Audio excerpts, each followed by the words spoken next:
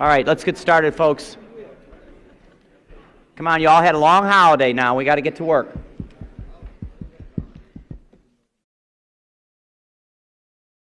Okay. Good morning. The October 15th, 2019 Committee on Zoning, Landmarks, and Building Standards is called to order. We are going to start this morning off with the approval of the Rule 45 reports containing the minutes of the September Committee on Zoning, Landmarks, and Building Standards hearing. Everyone should have a copy in front of them. Is that correct, staff? No. It's in The rule, the 45.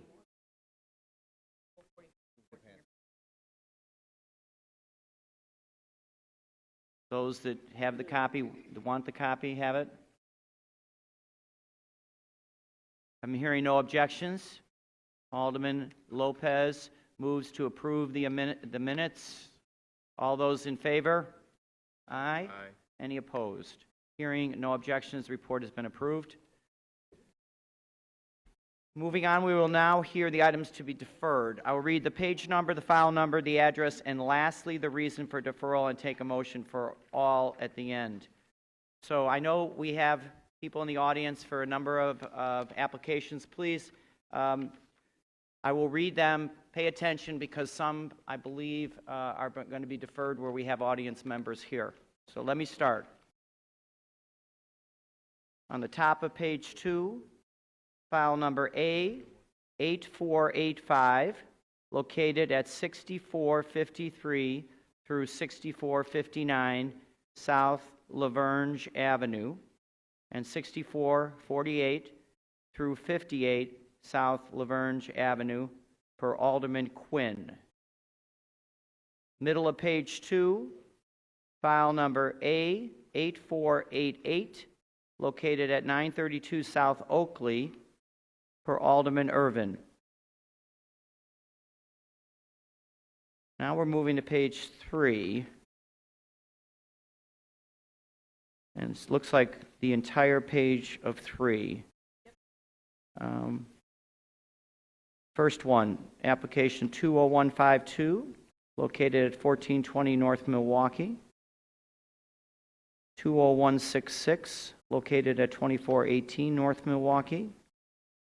And 20167, located at 1460 North Milwaukee for Alderman La Spada. Now we're on the middle of page 4, file number 20177, located at 213 West Schiller Street, has not been before the Plan Commission. Bottom of page 4, file number 20139, located at 1330 East 53rd Street, has not been before the Plan Commission. The top of page 7, file number 20197, located at 5401 through 59 West 64th Place, 6435 through 59 South Linder Avenue, 5400 through 58 West 65th Street, and 6434 through 58 South Long Avenue. Middle of page, no, hold on a second. Who is deferring that one? The one I just read on page 7. Is it not before the Plan Commission or what's?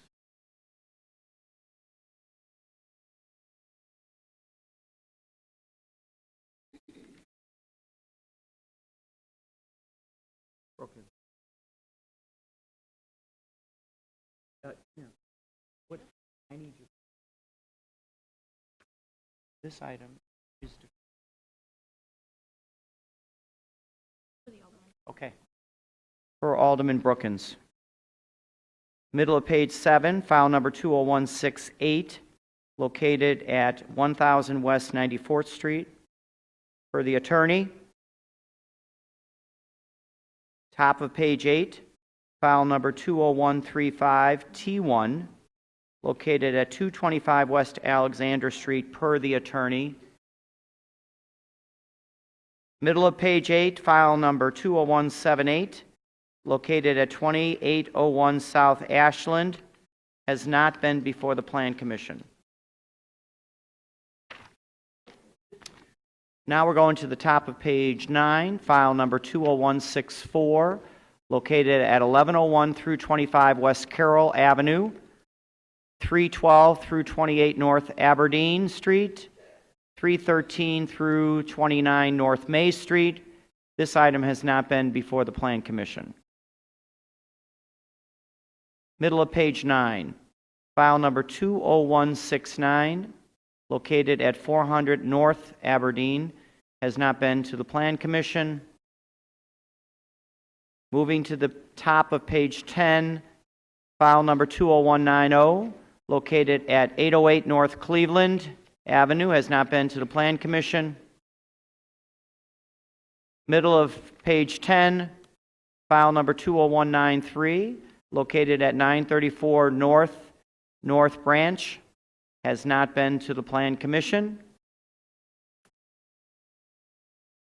Bottom of page 10, file number 20191, located at 301 through 313 West North Avenue, 1544 through 1566 North Park Avenue, has not been to the Plan Commission. Bottom of page 11, file number 20196, located at 731 through 799 South Washtenaw Avenue, 2605 through 59 West Harrison Street. This item has not been to the Plan Commission. Middle of page 12, file number 20151 T1, located at 3214 through 16 North Karlov Avenue, per Alderman Raboyes. Top of page 14, file number 20153 T1, located at 2443 North Clybourne Avenue, per Alderman Wagasback. Bottom of page 14, file number 20170, located at 2501 North Damon, 1880 West Fullerton Avenue, 2417 North Elston Avenue. This item has not been to the Plan Commission. Now to the top of page 15, file number 20195, located at 1838 through 1842 North Elston Avenue, 1839 through 43 North Bestley Court, has not been to the Plan Commission.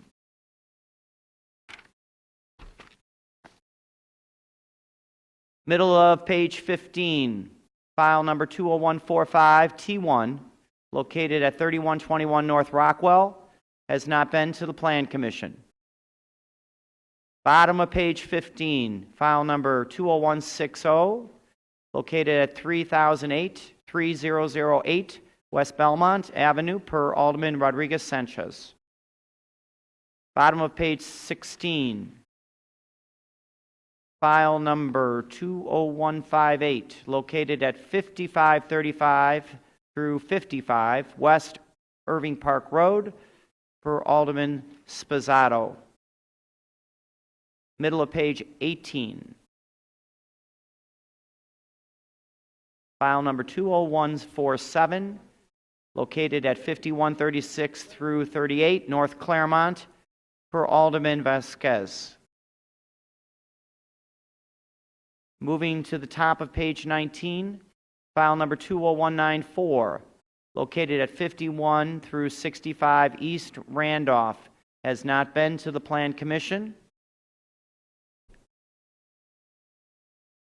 Bottom of page 19, file number 20189, located at 2604 through 2742 North Sheffield, has not been to the Plan Commission. And the top of page 20, file number 20134, located at 3312 North Halsted Street, per yours truly, Tunney. Top of page 24,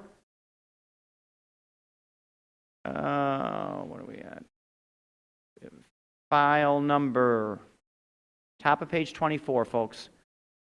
File number 19939, located at 12 through 16 West Maple Street, I believe, per Alderman Hopkins. Is there anything else? Do I have a motion to defer these items? Alderman Raboyes moves to defer. All those in favor? Aye. Any opposed? Opinion in the chair, the ayes have it, and these items are deferred. Okay. Now, this time we'll begin the public comment period. I want to note that we have actually 2 zoning committee meetings today. This morning meeting, the cannabis ordinance will not be heard until 2 o'clock this afternoon. I think we posted that, obviously noticed that up. So hopefully we'll see you at 2. Yes, Alderman Riley. Thank you, Chairman Tunney. Since you're talking about the 2 p.m. meeting, are we also to hear the electric vehicle ordinance at that meeting as well today? Because I know that there were a number of people here to testify Yes, sir. on that as well. Yes, sir. Thank you, Chairman. And also the antenna thing, right? The antenna one with the parks is in the afternoon also.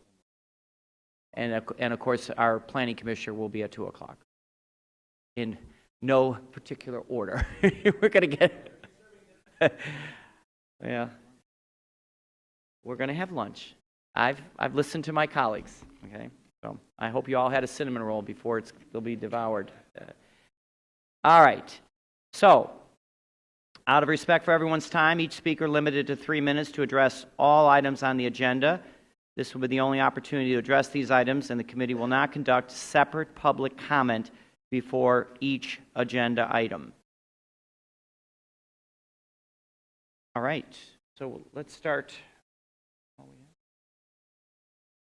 Okay, all right. Alan Mellis. Alan is going to quickly talk on, it at least looks like 3 items, Alan? That's correct. The agenda said 4 minutes, Alderman. Let's start, Alan. Let's see where we go. Okay. Alan? Yeah, a copy for the court reporter. Yeah, I know you have copies. I think we've distributed them. Okay. Let's go. Good morning. Good morning, Tom. Good morning. I am Alan Mellis, community leader for 45 years, speaking today as an individual, not representing the organization. I am testifying on 3 items and would prefer to give my testimony as each one is presented. However, since this is not possible, please refer to my individual testimony pages for each item as is discussed. This is concerning the proposed golf driving range at Damon, Elson, and Fullerton. The following should be noted. The citizens of the city of Chicago will be losing one of its most iconic restaurants when the Drive Shack golf driving range will replace the Vienna Beef Cafe and Deli. And 2, City of Chicago has spent $22.5 million to reconfigure one of Chicago's most dangerous and congested intersections. Therefore, I have the following requests. 1, I strongly encourage Drive Shack to incorporate a new Vienna Beef Cafe and Deli into their building as their restaurant. This would serve their customers, the former patrons of Vienna Beef, and the users of the adjacent Chicago Riverwalk. 2, have a city-selected, developer-funded independent traffic study to determine the impact on traffic congestion on both this facility and the proposed Panera Bread and Chick-fil-A restaurants at this high-volume traffic location. If needed, require modifications to the plans. I am in favor of the project in 961 Montana. This property was purchased by the CTA for the Brown Line reconstruction project and was sold after the project was completed. It is an odd-shaped lot immediately adjacent to the CTA tracks. The developer met with the local neighborhood association and the adjacent neighbors. They responded to concerns, including making the formerly proposed blank wall facing the elevated more interesting to L-riders. The project's 2 units on the first floor will be disabled accessible. The Transarea development will be adjacent to one of the busiest CTA stations, and 2 parking spaces should be adequate. The building will replace a lot that has been vacant for years to provide a sound barrier to buildings to the east. And lastly, the CHA building at 2604 North Sheffield. The renovation of the senior citizen building with central air conditioning and an improved heating system will be most welcome. The renovation will be done without seniors needing to move to another location. The proposed design has been well thought out, includes having a new family building independent of the existing senior buildings, new amenity spaces for all residents, addressing concerns about alley congestion, as well as being an attractive building.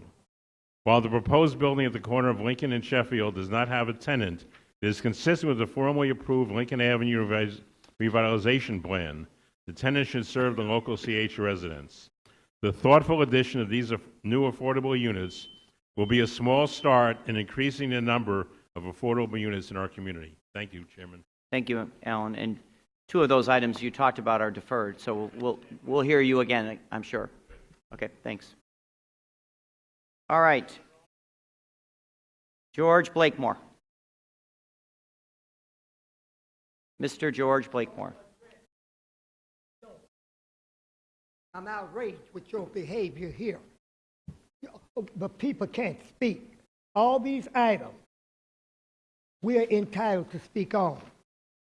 To these visitors here, go back to your country and tell them America is not a democracy. It's just as bad as these other communist countries.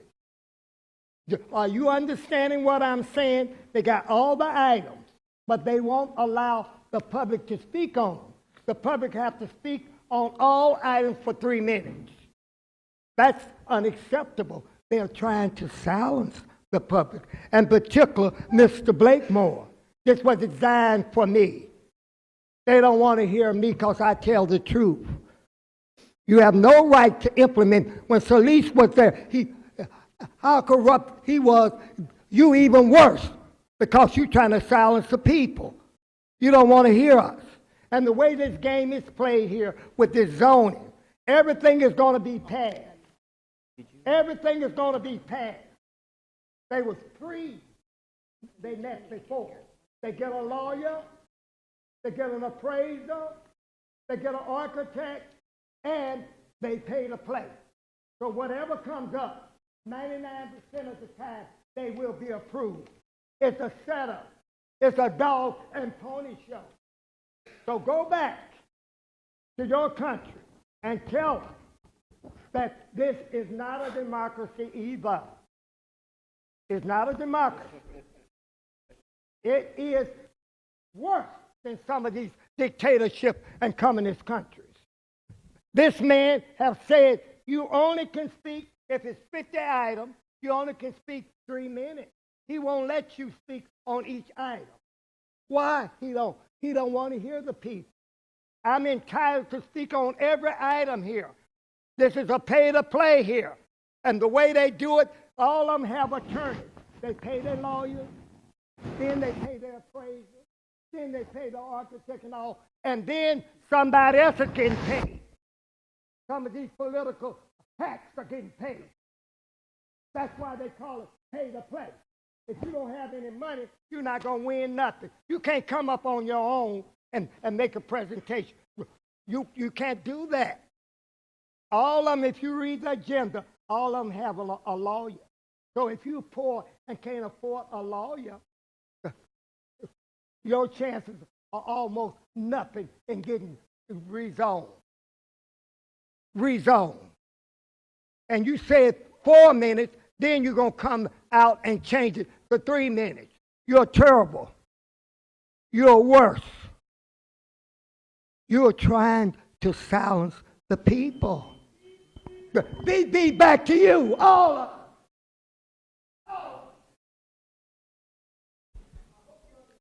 We'll see you this afternoon, I'm sure. All right.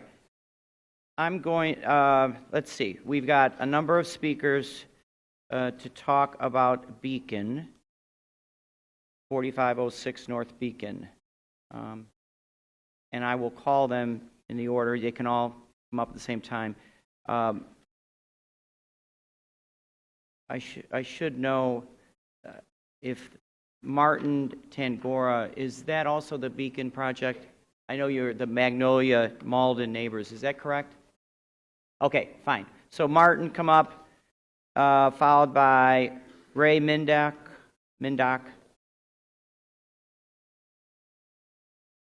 William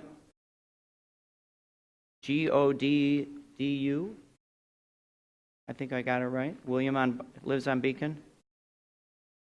Paul Osgood and James Sanders. Okay, so we're going to all hear, what page is this one on? So we make Page sure. 20, sir. Page 20, great. Okay, and identify yourself for the record, please.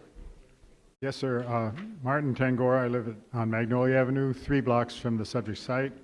Alderman Tunney, members of the committee, and ladies and gentlemen of the public. Since 1985, when I put the Sheridan Park neighborhood on the National Register of Historic Places, I've been recognized as the historian of this part of Uptown. The lot where this proposal is made. Hold on a second. Can we have a little bit of, want to hear him? Great. Was the mayor's residence in 1905. Mayor Dunn lived at this corner in a beautiful big house for a couple of years. Later, he was the governor, the only man who's ever been both mayor and governor. But we're not expecting the house to be put back. What we are complaining about is that this lot, like all the other lots in the neighborhood, is residentially zoned. This one is RS3, and all the neighboring lots are either RS3 or RT4. The proposal to rezone it as a business zone is irrational and fictitious because it's been agreed already behind closed doors that the zoning will go back to residential after the project is built. It hasn't been clear why it had to be business zoning, but I think the answer is because it allows a greater FAR. This greater FAR will result in a 4-story building on the back half of the lot, out of range, out of scale with the rest of the historic district. And it's for that reason that I and my neighbors are opposed. Thank you, sir. Good morning. Good morning. My name is Ray Mindock, and I am a resident of Sheridan Park. Can he hold the picture for me? Okay. Sorry, we have a map of Sheridan Park, and I want you all just to see, this is the Sheridan Park Historic District. This is all residential. The property in question is this blue dot in the middle of this low-density RT4, RS3 residential area. So my name is Ray Mindock. As I said, I've lived in Sheridan Ray, Park. speak into the mic. Oh, sorry, okay. My name's Ray Mindock. I've lived in Sheridan Park for 25 years, 3 lots away from the existing building. I oppose the zoning change in the Sheridan Park Historic District. The zoning change from the residential district to a mixed-use district is not representative of the location and compromises the integrity of the Sheridan Park Historic District. In 2000, residents got together and supported a downzone effort to protect the single-family residents and other low-density zoning in our historic district. Working together with the former 46th Ward Alderman, the campaign was inclusive.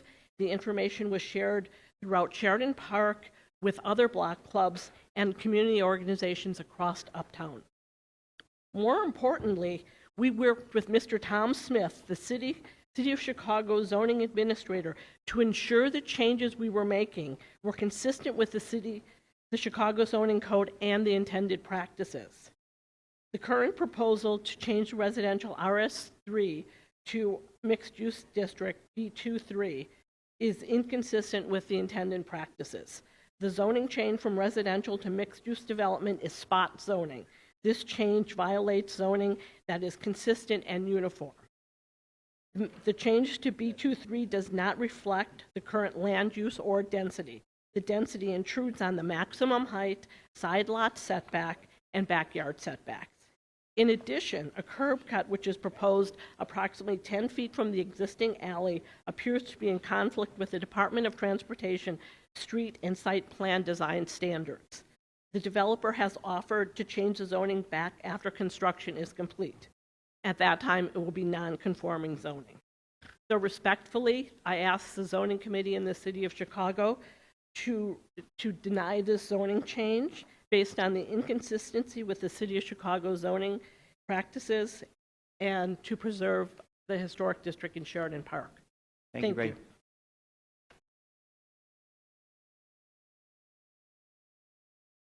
Good morning. Thank you, committee. Thank you, Alderman Tunney. My name is Bill Gaddu. I live in 4506 North Beacon. I, too, am following in succession with my neighbors, supporting the protection of the neighborhood. We realize and we appreciate the development that Mr. Seguros has invested into our neighborhood, but we truly believe that this is both illogical and disrespectful to the current ordinances. So we would like to deny the RS and support the RS3 zoning and deny the B23 business zoning. We believe for many reasons it is illogical. We think the height and density issue is also challenging. The request for curb cuts is illogical with the current zoning, which has protected our neighborhood. And we would like to also support the increased transparency in these processes through our neighborhoods, helping support and protect Sheridan Park. So with that, I would say thank you, and we support your, Thank you, sir. appreciate your efforts. Good morning.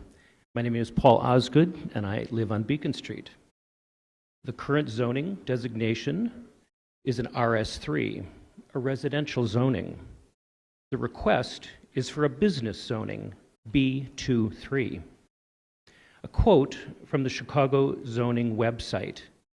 This is a neighborhood mixed use for retail storefronts, apartments allowed on the ground floor, intended to spur development in commercial corridors. Intended to spur development in a commercial corridor. This is not a business district, but a tree-lined street in a residential neighborhood. I don't object to development, and if the developer were requesting an upzone to a residential RT4, I would have no objection, as much of the neighborhood is currently RT4. Please reserve business zoning for Wilson Avenue and Clark Street, but not Sunnyside and Beacon. Thank you. Thank you, sir. Hello, I'm Jim Sanders, and I've lived for 28 years at 4506 Beacon, which is adjacent to the lot, which is now a parking lot that they are trying to rezone. Sheridan Park was downzoned by this committee to protect the integrity of the historical area and the neighborhood. I believe that it should stay within those zoning rights and not be upzoned. The upzone only causes for a higher density within the area, a parking problem, and also a problem with the value of the attended apartments or condos are out of range for the rest of the area, as the developer has also not been able to sell another development that he has down the street. We also are questioning the zoning of the B2-3 to the business zoning when no retail is planned in this building, and it would only maximize the size of the building to be from border to border to border within the three, and the architect's designs were not correct in the height. They've not thought about what the all of the roof lines would look like, and out my door I would have 9 air conditioners. Thank you, and please do not allow for the upzoning. Thank you, sir. All right. Now we have Tony Lee. Would you come up? This is Benson, I believe. Is it Tony?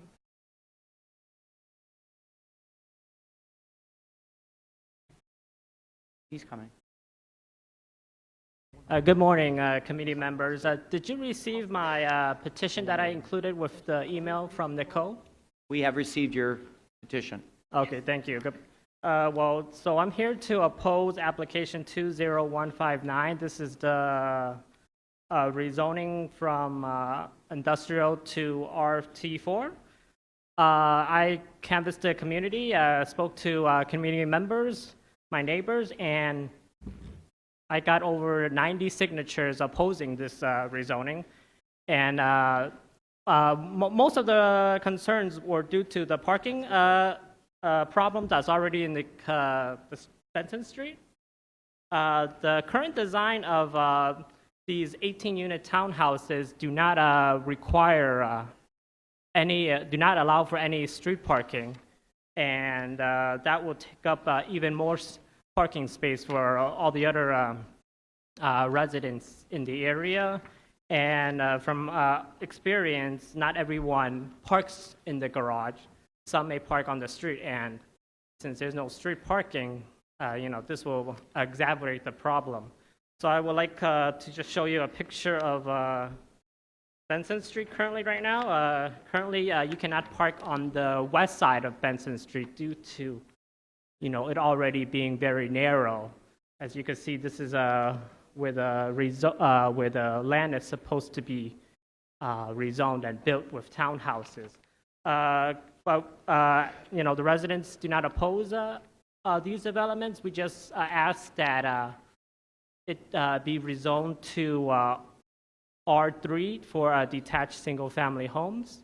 And it's also worth mentioning that there was a community member meeting regarding this issue, but based on my conversation with my neighbors, some did not receive this letter. I'm not sure if this was on purpose to reduce the opposition or just reduce the information that was there. So when I did speak to some of my neighbors, they did not know that this land was even going to be developed. So it's worth noting that there was not a lot of community input due to this fact. So I just asked that the zoning committee look into this. It also this price of townhouses do not allow for any affordability. It's not going to be for definitely not won't be affordable for the current residents, and it won't allow for the a diverse group of incomes to be living in this. So, Great. all right. Thank you, Mr. Lee. Thank If you. you wanted that photo to be given to the clerk, so we'll have it. Oh, The sure, parking on the street that you had a photo, I couldn't Oh, yeah. surmise.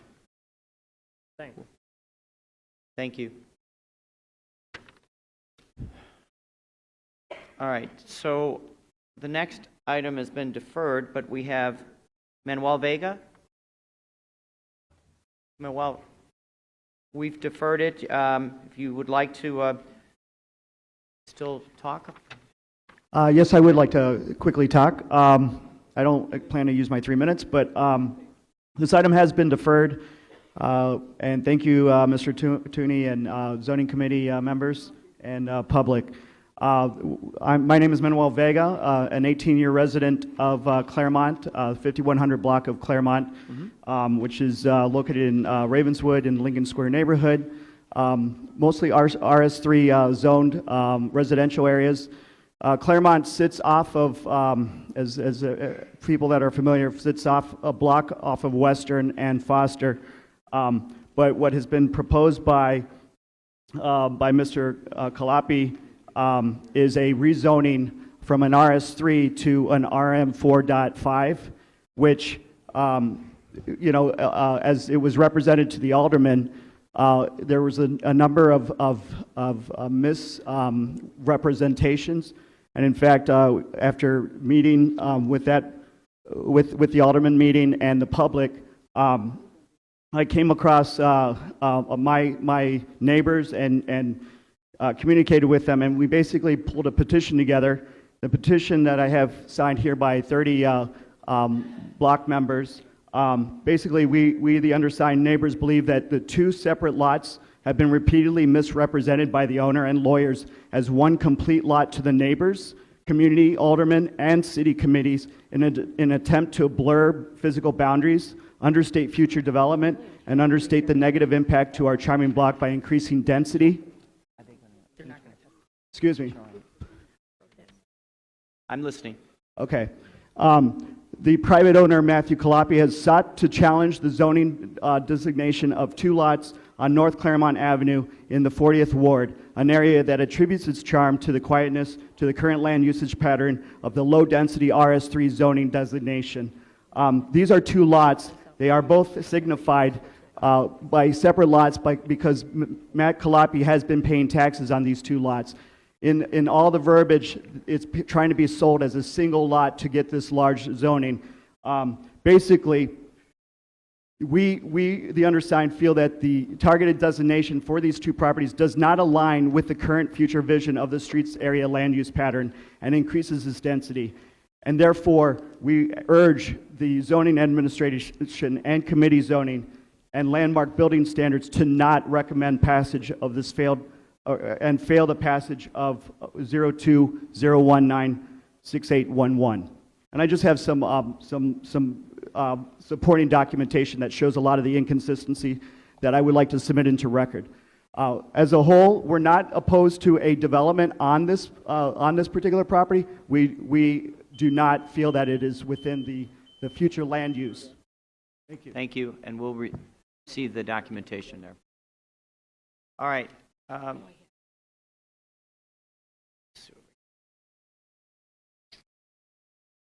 on. Are we?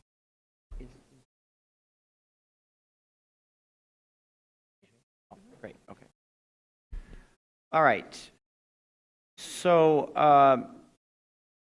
we're going to move on. There's a large group of people here for application number 20162T1 on the 2919 through 29 South Halsted, top of page 6.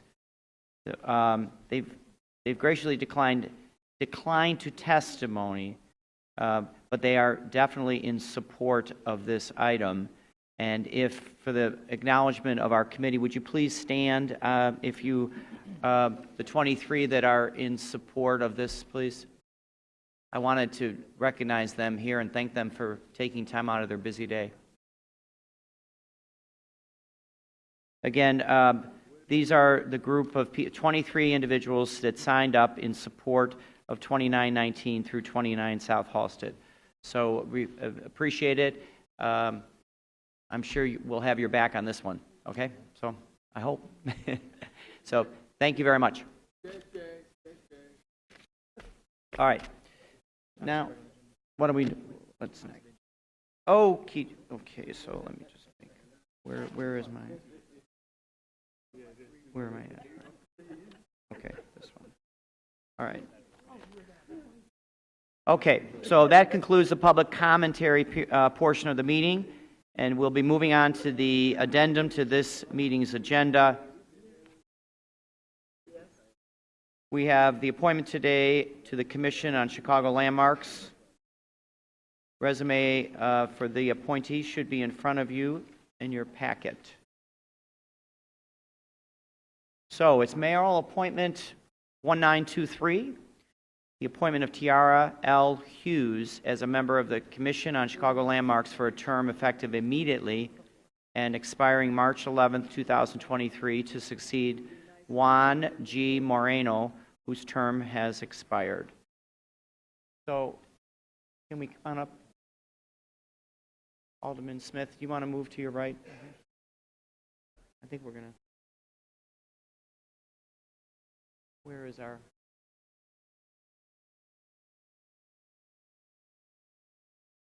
Come on down.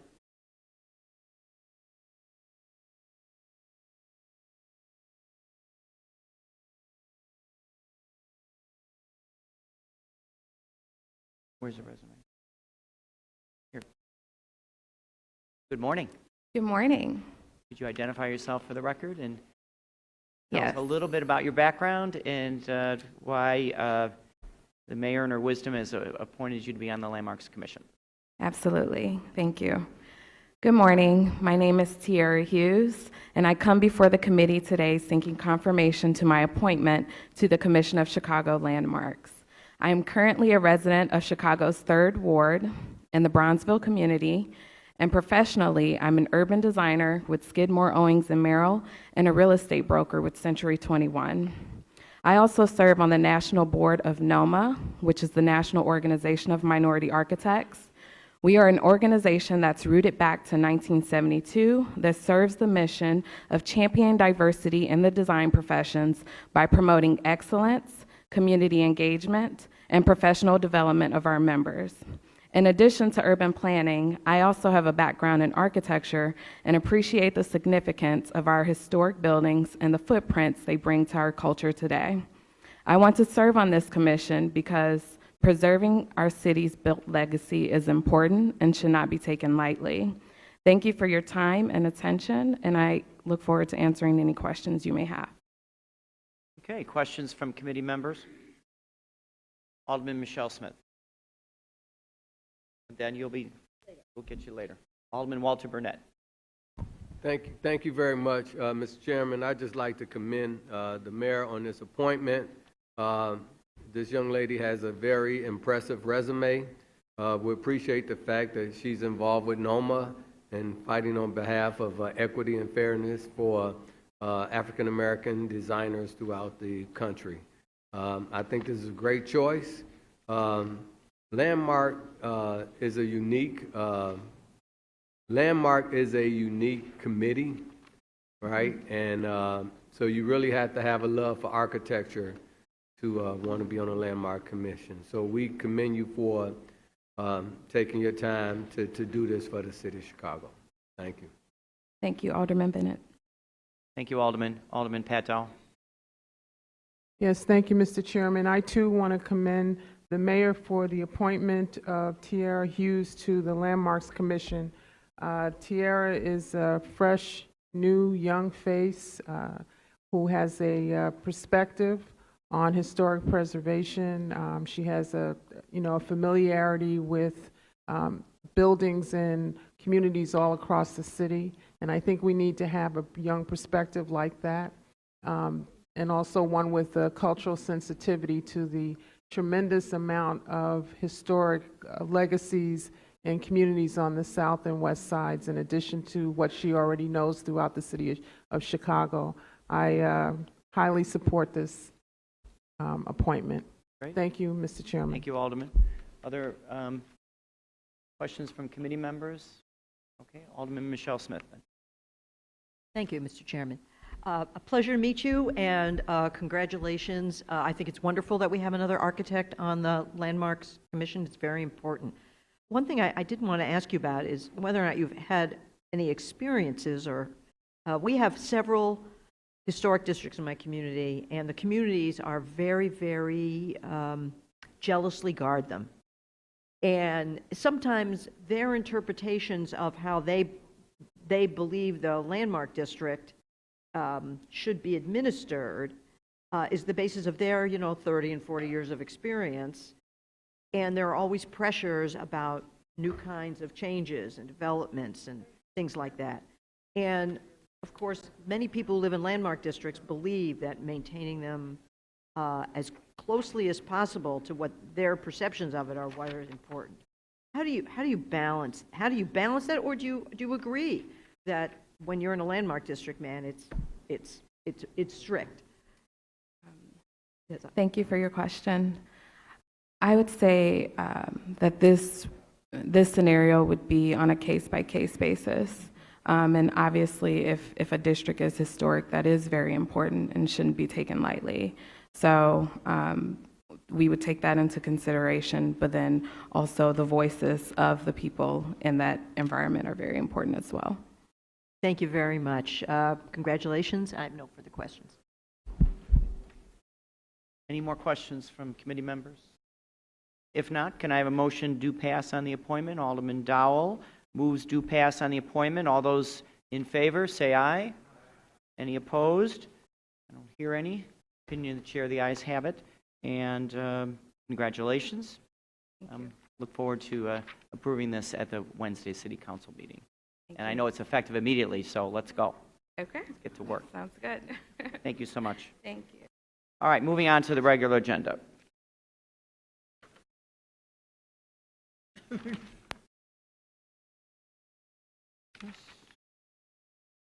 Okay.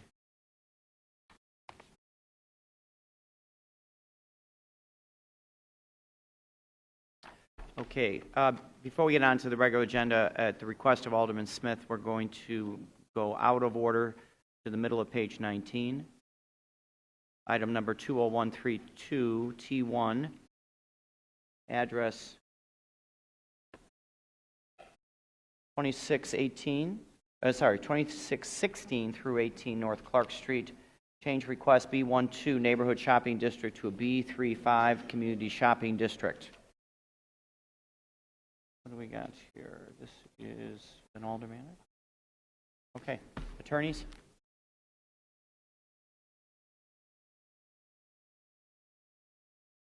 Who's coming in for this?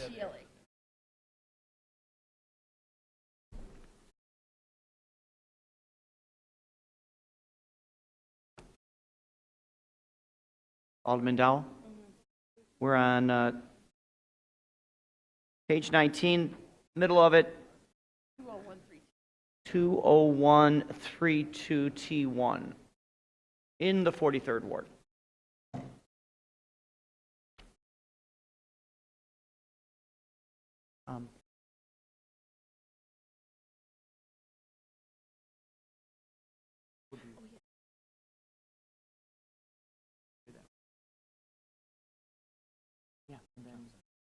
Okay, same. Good morning.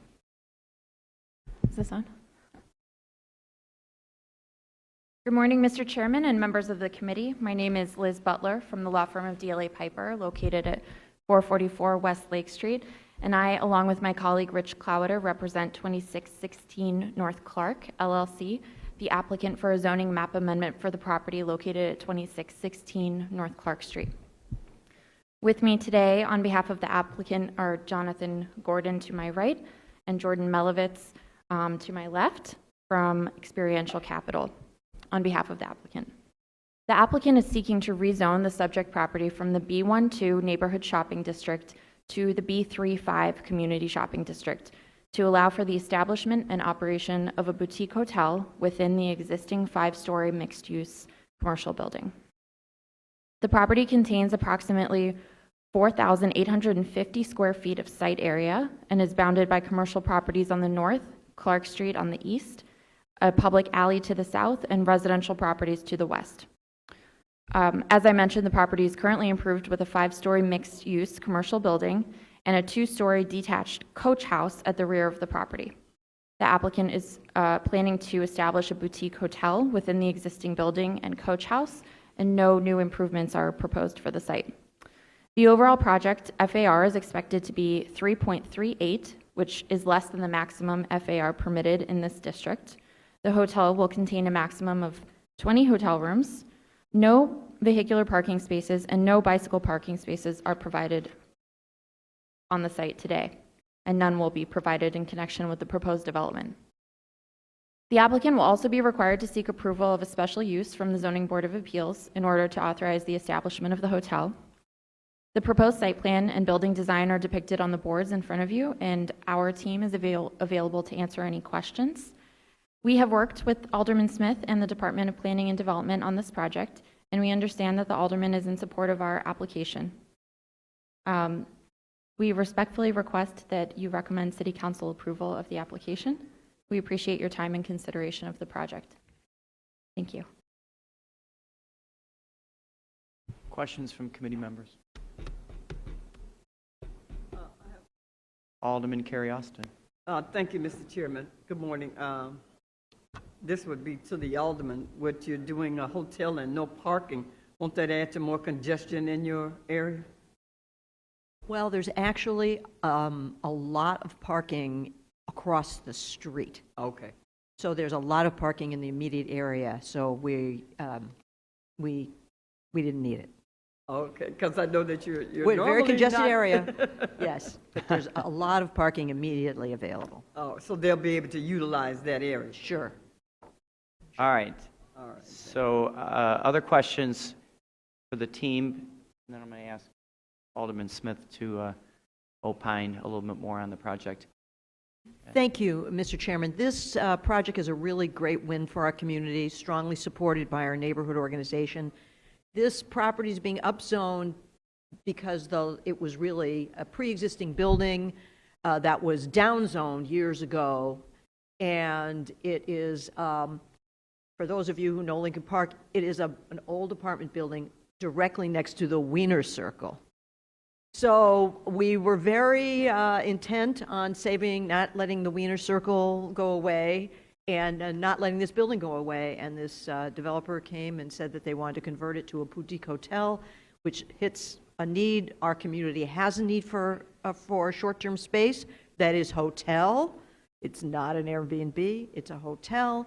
It preserves a historic building, which I believe the developer is going to seek landmarking for. Are you guys seeking landmarking? You can't. You may or may not seek landmarking, but it is being restored and renovated, and so it is a really, it hits every single need of our community. More hotel,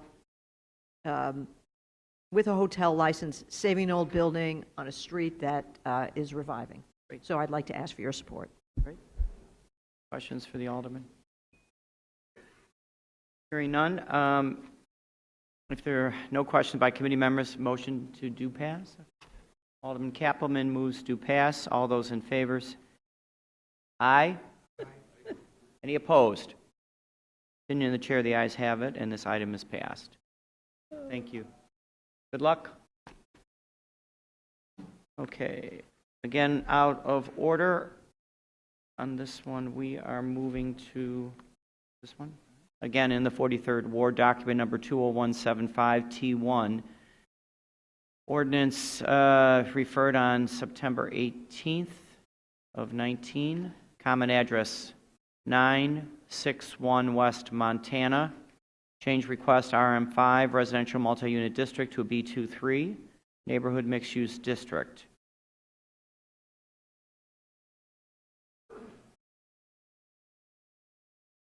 Good morning, Chairman, members of the committee. Good morning. Good morning. Katrina McGuire from Thompson Coburn here on behalf of the applicant, 961 West Montana LLC. Mr. James Jan of 961 West Montana LLC is to my right, and Brady Bullman, Space Architects and Planners, is to my far right. She's setting up the boards right now. What we are seeking is to rezone this property from RM5 to B23 under a Type 1 application for the purpose of constructing 8 units with 2 parking spaces. This is a unique site, sort of a trapezoidal, almost triangular parcel that is the remnant of a CTA taking. It is directly adjacent to the CTA tracks. We've had several meetings with the immediate neighbors and with Wrightwood neighbors. And we have also agreed to rezone the property back once the property has been constructed. I have nothing further unless there's any questions. Questions from committee members? Alderman Lopez? Okay. Thank you, Chairman. Knocking over everything over here. I just want to commend Mr. Jan on his beautiful building and commend him for working with Alderman Smith on this newest addition to the community. Thank you. Thank you. Alderman Michelle Smith. Thank you. As everyone knows, lots that are next to the L tracks are awkward, and the community liked this concept because it will help. It'll have a blank wall against the L tracks, which helps deaden noise for the neighborhood. This has been vacant for quite some time. So after we had a community meeting, the community expressed support for a multi-unit building, including 2 accessible units. So we think those are good additions to the neighborhood. And I request your support. Thank you. Okay. So before we take a vote on this, do we have a move to a substitute on this? Guys, I should have, yes, that could, if the recommendation be as amended. So we'll move the substitute first. Alderman Dowell moves the substitute. But before we do that, Alderman Dowell has a question. Hi, I just wanted to ask, does the financing for this building from your bank require you to provide some kind of environmental assessment since you're building so close to the L? Does not. Okay, thank you very much. Identify yourself for the record, Mr. I'm Jan. sorry, James Jan. Okay. Okay. So Yes, Alderman Raboyes. Is this considered transit-oriented development, TOD? Okay, all right, thank you. Thank you, Mr. Chairman. So with that, we're going to take two. We're going to do the substitute. Alderman Dow moves the substitute. All those in favor? Aye. Any opposed? Substitute is before us. Now Alderman Raboyes moves to pass. All those in favor? Aye. Any opposed? Opinion chair, the ayes have it as the substitute. Narrative and plans. Thank you, staff. All right, now let me get the next one. So now we're going to the bottom of page 5. There's 3 documents. I'm sorry.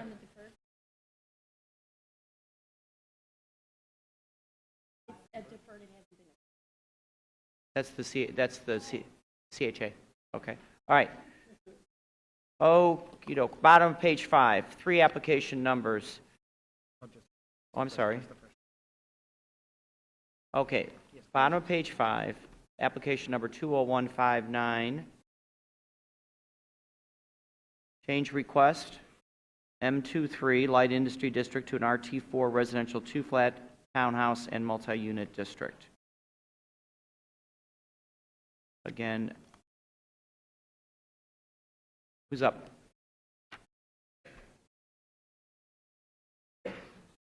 Just 2 items while they come up. One was, obviously, Alan Mellis was here. He was in support of the 961, so we have that on record.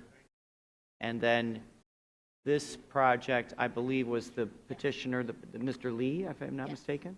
Okay. And there was a petition in the packets. Let's go. We got a long day today. Yeah. All right. This is the one on Benson Street.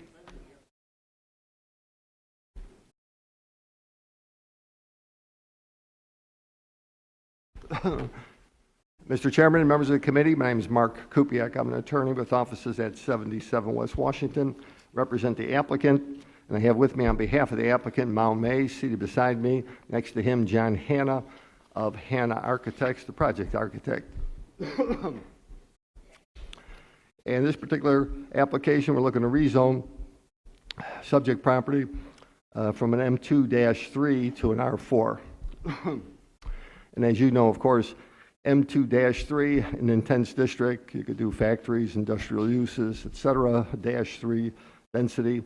However, we want to take it and rezone it out of the M2-3 and rezone it to residential.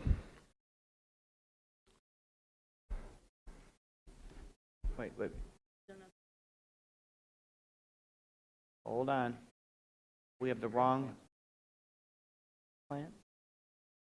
All right, that's fine. Okay. So, want to take it out of the M2-3 and rezone it to residential. We actually chose R4, which is the same district that exists across the street to the east, across Benson. When the applicant started this project, which was a long time ago, he first talked to the alderman, and he started the project exploring single-family homes. Worked with his architect, a couple of different site plans, met at least on 2 occasions, if not more, with planning department staff, trying to find an acceptable configuration for single-family homes. You've got to work in the private drive to access the garages. In the end, could not find an acceptable configuration for the single-family homes.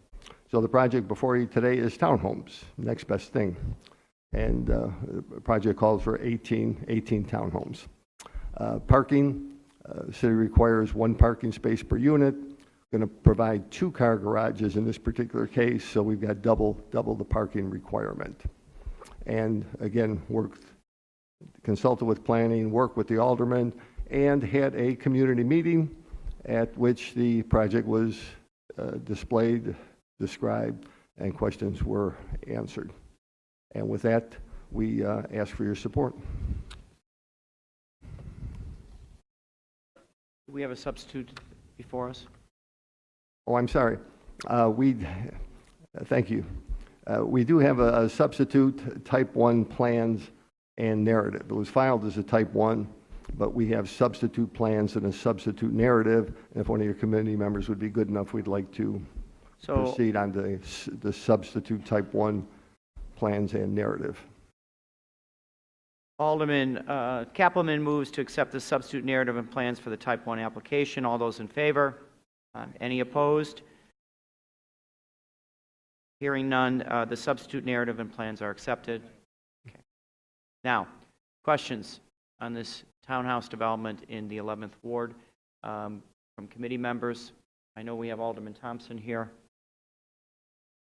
Alderman Thompson. Thank you, Mr. Chairman. As Mr. Kubiak mentioned, we did have a community meeting. We've also had a number of discussions with the planning department. This particular parcel is a unique size. Adjacent to the south of this parcel is a planned development, residential planned development that hasn't started construction yet, but we're hopeful that that will start in the spring. And this particular development is taken into consideration the adjacent development. And I think overall comprehensive plan, it will be good for the community. I know there was concern, as always, about parking in our community. A lot of our neighbors have cars, unlike some other communities that use rideshare. We oftentimes have multiple cars. This has 2 cars parking, as well as some street accommodating the parking in front of the townhome. So I respectfully request the support of this zoning change by the committee. Questions for the Alderman? Alderman Osterman. Are the cars in the 11th Ward bigger or smaller than other parts of the city? Just out of curiosity. Good question, Alderman. We probably have larger cars than they do in some of the other more dense areas. But all kidding aside, we do have that concern with off-street parking, as we have throughout the city, and I think the developer has accommodated that, both with the 2-car parking as well as some street parking. You good? Okay. All right. Any more questions for the Alderman? Hearing none, do I have a motion from Alderman Lopez? Moves to pass. All those in, pass with substitute narrative and plans. All those in favor? Aye. Any opposed? Opinion of the chair, these items are passed with the substitute narrative and plans. All right, we're going to stay in the 11th Ward. We're on to top of page 6, document number 20162, T1, the 11th Ward, ordinance referred on September 18th of 19. Common address 2919 through 29 South Halsted. Change request M12 Limited Manufacturing Business Park District to B32 Community Shopping District. So we have as you know, we have a lot of support from the audience on this one. So can you proceed? Thank you, Mr. Chairman, members of the committee. My name is Mark Kupiak. I'm an attorney with offices at 77 West Washington, represent the applicant. And I have with me today on behalf of the applicant, Michael Zhao. And Michael, I think, is walking down from the seating section. And our situation here is that the applicant currently operates an existing daycare center in the building on the subject property. But because the existing zoning is manufacturing, there's a limitation on the square footage that could be devoted to daycare. It's a very popular daycare. He's got a waiting list. He'd like to expand. In order to expand, we needed to rezone out of that M district. It chose the B3 district to allow him to make that expansion. Work with Alderman Thompson. At the Alderman's request, we had a community meeting, a well-attended community meeting where they had almost unanimous support, and I do understand we've got some of those supporters down here today. I think just to express support, not necessarily to testify. But again, with the community meeting, the support was strong. There's a need for it in the neighborhood, and again, we've continued to work with Alderman Thompson to ask him for his support. Great. Questions from committee members? No? Alderman Thompson. Again, I would ask that the committee support this zoning change. We worked, as Mr. Kubiak mentioned, we had a community meeting. We have a lot of support for this. There was a smaller daycare being operated at this location along with the corporate offices. The operator has done, I think, a very good job of accommodating off-street traffic flow, and I think this will be a good addition to the community. And I, again, respectfully request the support of the committee. Any questions for Alderman Thompson? Hearing none, do I have a motion to pass on this item? Alderman Beal moves to pass. All those in favor? Aye. I'm sorry. Do you have a question, Alderman Raboy? Okay. Okay, all in favor, say aye. Aye. Any opposed? Opinion of the chair, the ayes have it, and this item is passed. Thank you. And now we are going to stay in the 11th Ward. Yep, middle of page 6. Document number 20180, T1, 11th Ward, ordinance referred again on September 18th of this year, 19. Common address, 3849 through 53 South Union Avenue, change request M23, Light Industry District to a B22 Neighborhood Mixed-Use District. Good morning, Mr. Chairman, Morning. members of the board. My name is Paul Kolpak, with offices at 6767 North Milwaukee Avenue. I represent the applicant Vision Group Investments LLC. As you've mentioned, we're requesting a zoning change to M2-3 Light Industrial District to that of a B2-2 Neighborhood Mixed-Use District. The purpose of this is to subdivide the existing property into 3 lots and build 3 single-family homes with a 2-car garage on the property. This neighborhood is relatively unique in that across the street... Hold on a second, Paul. Thank you again for our neighbors on Halsted Street. Thank you for coming down. Continue. No problem. This property is relatively unique in the fact that across the street are single-family homes, but it is still in the manufacturing district. The property adjacent to it is zoned RT4. We believe this zoning change would better reflect the characteristics of the neighborhood. We did have a meeting with the aldermen and community groups. Because it's all single-family home, everybody was in support of our zoning change. Questions from committee members on this application? Seeing none, Alderman Thompson. Mr. Chairman, again, I'm respectfully requesting the support on this zoning change. As Mr. Kolpak mentioned, we did have a community meeting. This particular lot was a vacant parking lot for what was Lee Lumber, and business on Pershing, and this will be re-subdivided and single-family homes which match the rest of that block of 3800 Union. The community was very supportive and is very supportive of this. And again, I would ask for your support and the committee's support on this. Questions for Alderman Thompson? Hearing none, do I have a motion by Alderman Raboyes, move to pass? All those in favor? Aye. Any opposed? Hearing none, the ayes have it. Item is passed. Thank you, Paul. All right. Now, we're going to go out of order one more time, I believe. Bottom of page 13. Okay. All right. All right, bottom of page 13. Is that correct? Yes. All right. Item number 20138 in the 31st Ward, ordinance referred 918 of 19. Common address 5259 West Roscoe. Change request RS3 residential single unit detached house district to an RT4 residential 2-flat townhouse and multi-unit district. Great. Counselor? Thank you, Mr. Chairman, members of the committee. My name is William J.P. Banks from the Shane Banks Law Firm.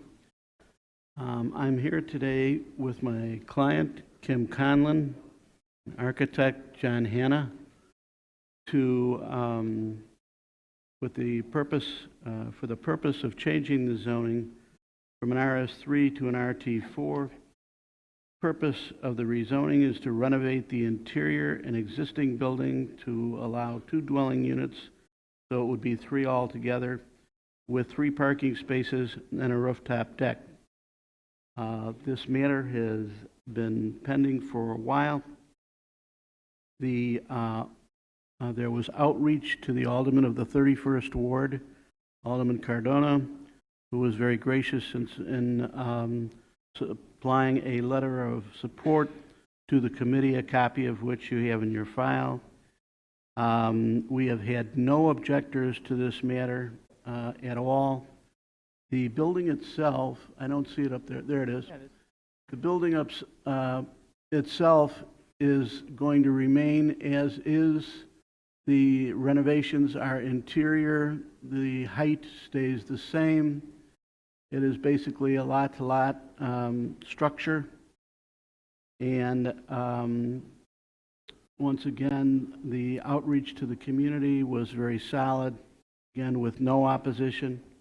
That being said, we stand ready to answer any and all questions you may have. Questions from committee members? No questions. Alderman Cardona. Thank you, Chairman. I support the zoning change because it will bring more housing into my community. Also, when I spoke to the neighbors surrounding the building, 250 feet to 500, they were very supportive. I explained to them what the site's going to consist of 3 apartments, and each apartment is going to have their single space for parking, which is, they're very grateful for that. So on that, I'm seeking for your support and my committee members to change the zoning. Great. Questions for the alderman? No questions. I have one just question. How long was it a funeral home? Probably about 20 years, maybe longer. Do you know? I just, it looked like a traditional 2-flat rather than, and it wasn't as ornate as I've seen some, even the smaller funeral homes. So, good luck. Okay. Questions? No? Alderman Kappelman moves to pass. All those in favor? Aye. Aye. Any opposed? Opinion of the chair, the ayes have it. And thank you for Mr. bringing Chairman. life back to Roscoe. And avoid death. As someone who owned a funeral home in my career, there's too many jokes about that. Okay. Thank you, All Mr. right. Chairman, members Great. of the committee. Appreciate it. All right. Now we're on the top of page 16. Application 20181 in the 34th Ward. Where are we at here? 20181, 34th Ward. Ordinance referred on September 18th of this year. Common address 11500 South Halsted Street. Change request B31 Community Shopping District to a C11 Neighborhood Commercial District. Good morning, Nick. Good morning, Chairman. For the record, Nick Fatikas from the Law Offices of Sam Banks. It's going to be a long day, Chairman. I'm here on behalf of 115 Halsted Properties LLC. The applicant owns a subject property that's currently a 32,351 square foot site, functioning 5-pump gas station. We are seeking a zoning change from B31 to C11 in order to permit the addition of a car wash facility. We've worked with Alderman Austin's office to this point. We would defer to the alderman for any further comment on the application. Questions from committee members for the applicant? Seeing none. Alderman Kerry Austin. Thank you, Mr. Chairman. As our attorney has said, but let me say this about our tenant, which operates a gas station, and usually you really can't say anything good about them because they don't keep a good service station. But I can say that Mines truly does care about the community and where he's operating his gas station. He keeps it clean, he's respectful to the patrons, and I'm glad that he's here and going to open up the car wash. So if there's no objections, I hope that the committee will support this zoning change. Questions for the alderman? No questions. Alderman Raboyes moves to pass. All those in favor? Any opposed? Opinion of the chair, the ayes have it. Items Thank you, passed. sir. Thank you. Thank you, Chairman. Same. Oh. Boy, oh boy, we're getting dizzy moving around here. All right. Bottom of page 7. Move to page 7, item number 20171 in the 25th Ward. referred on September 18th of this year, 19. Common address, 1653 South Troop Street. Change request, C12 Neighborhood Commercial District to a B23 Neighborhood Mixed Use District. Counselor? Good morning, Mr. Chairman, members of the committee. Rolando Acosta here on behalf of the applicant. First, I'd like to note, I think maybe you did it intentionally, skip the bottom of page 6, but that's okay. What? Did I miss just the page number on it? No, we're doing. No. We're doing. Oh. Only because, well, this is the but he has the bottom of page 6, which I don't know if the Alderman of the 25th asked it to be. Right, it's, okay.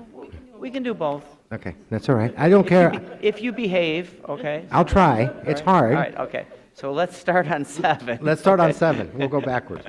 All right. Here with me is Veronica Chavez. She's the owner of the property. She owns an existing building. It's a 2-story building, has 3 levels in it because it has a basement, that was originally built, it's built in the late 1800s. It was built as a 2-unit with a commercial space. She'd like to refurbish the building, split some of the floors, so she ends up with 4 units and a commercial space. She has 3 parking spaces in the rear of the property. This is all interior rehab to the existing building. We have spoken with the alderman. He has done his outreach to the community, and I believe he's provided the committee with a letter of support. Happy to answer any questions you may have. Questions for the applicant? Seeing none, Alderman Cicho Lopez, would you like to comment? Since we did go out of order to... You had a cinnamon roll, probably. That's probably. I did, Okay. so. All right. Had to Let's take talk advantage about, of those. let's talk about Troop Street.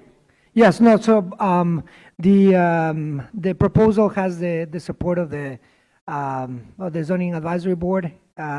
We revised the proposal in detail, and it's great to see, obviously, members of the community staying and obviously increasing a little bit of the density that we need. So we're in full support of this project. Okay, questions for the Alderman?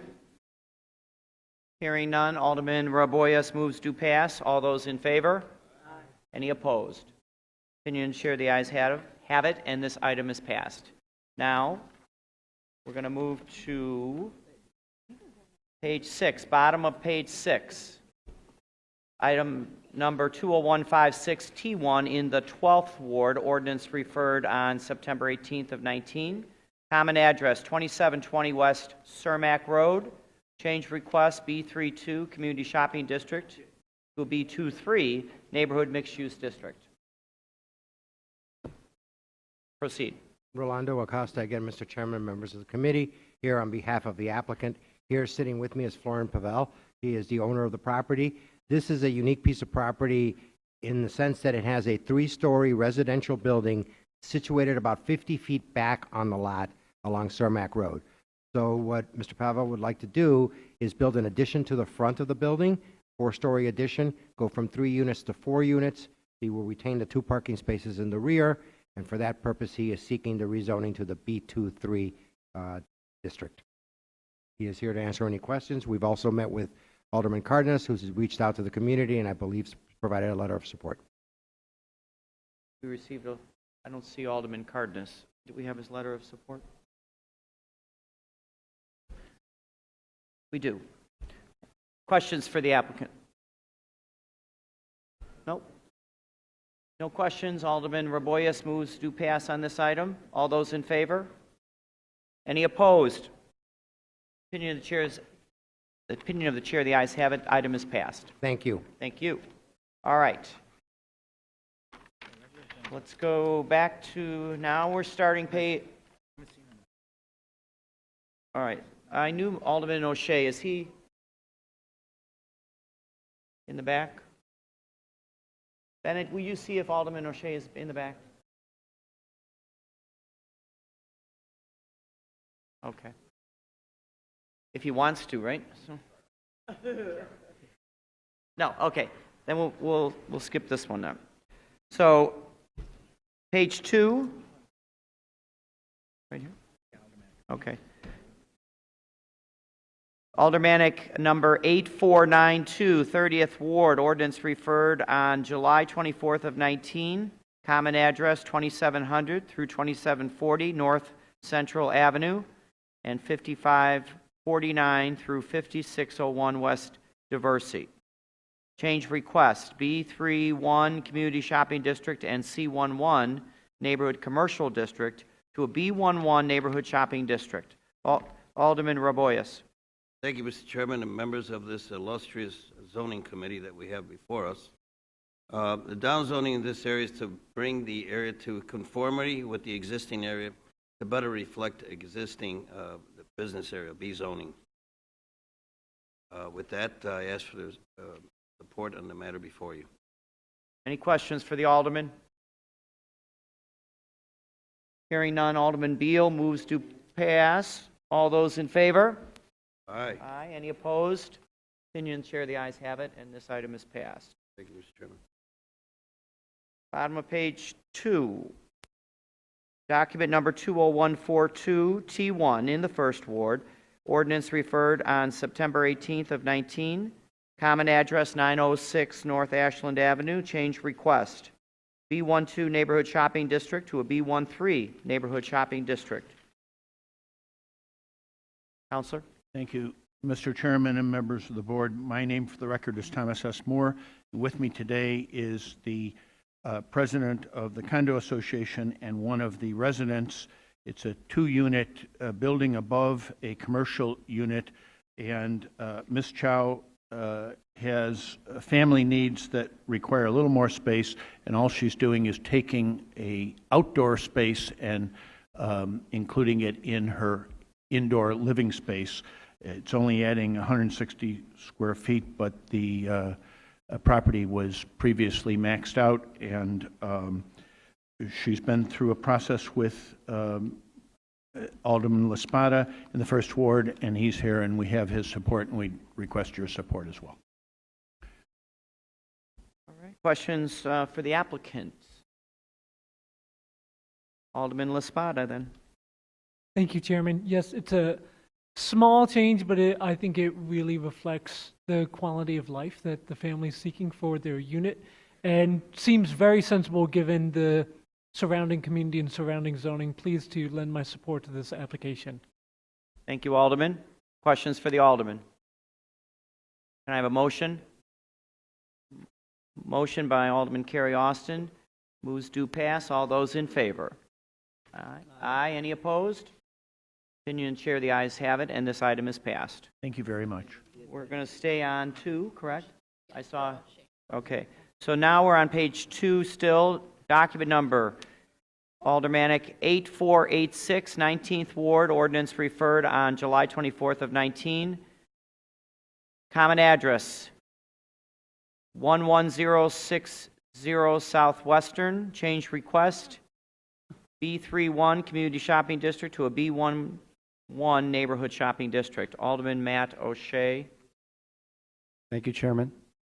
Yes, this is just conforming to previous zoning in that area. This is regarding land use, and I appreciate the consideration of. Questions for Alderman O'Shea? Hearing no questions, Alderman Raboyes moves do pass. All those in favor? Any opposed? Opinion of the chair, the items have it, and this item is passed. Thank you, Chair. And get that railroad crossing opened. Out there last night, I did go to 115th and back, and I was not happy. All right. Top of page 4. Item number 20146. I get around. Yeah. Item number 20146 in the Second Ward, ordinance referred on September 18th of 19. Common address 1854 West Iowa Street. Change request RT4 Residential 2-Flat Townhouse and Multi-Unit District to an RM 4.5 Residential Multi-Unit District. Good morning, Mr. Good morning. Chairman, members of the board. My name is John Pekarsky. I'm an attorney with offices at 55 West Monroe Street, and I represent Mr. and Mrs. Aaron Bilton, who are seated to my right. They own and have owned the property in question for quite a while. They live there. The lot is substandard. It's 24 by 100, and they are seeking to improve the building itself because of their increased family, the increased age and need of their family. We, of course, have met with Alderman Hopkins, who is here, I believe. We'll get to him. Are you finished with your presentation? Yes. Okay. Questions for the applicant? Alderman Hopkins. Yes, thank you, Chairman Tunney. We did meet with the applicant. There is no objection to this on file from either the immediate neighbors or the Community Association of record. So I am in support of this project, have filed a letter of intent to return it to its original zoning after this matter is resolved. But this will allow the applicant to proceed with their plans, which we are in full support of. Thank you, Alderman. Questions for Alderman Hopkins? I wanted to reiterate that this is, his support is contingent upon completion to bring the zoning back down. Yes, which is we've agreed to that. great. Great. Okay. So, motion by Alderman Raboyes to move due pass on this item. So moved. All those in favor? Aye. Any opposed? Continuing the chair, the ayes have it, and this item is passed. And Thank you very thank you much. for your investment.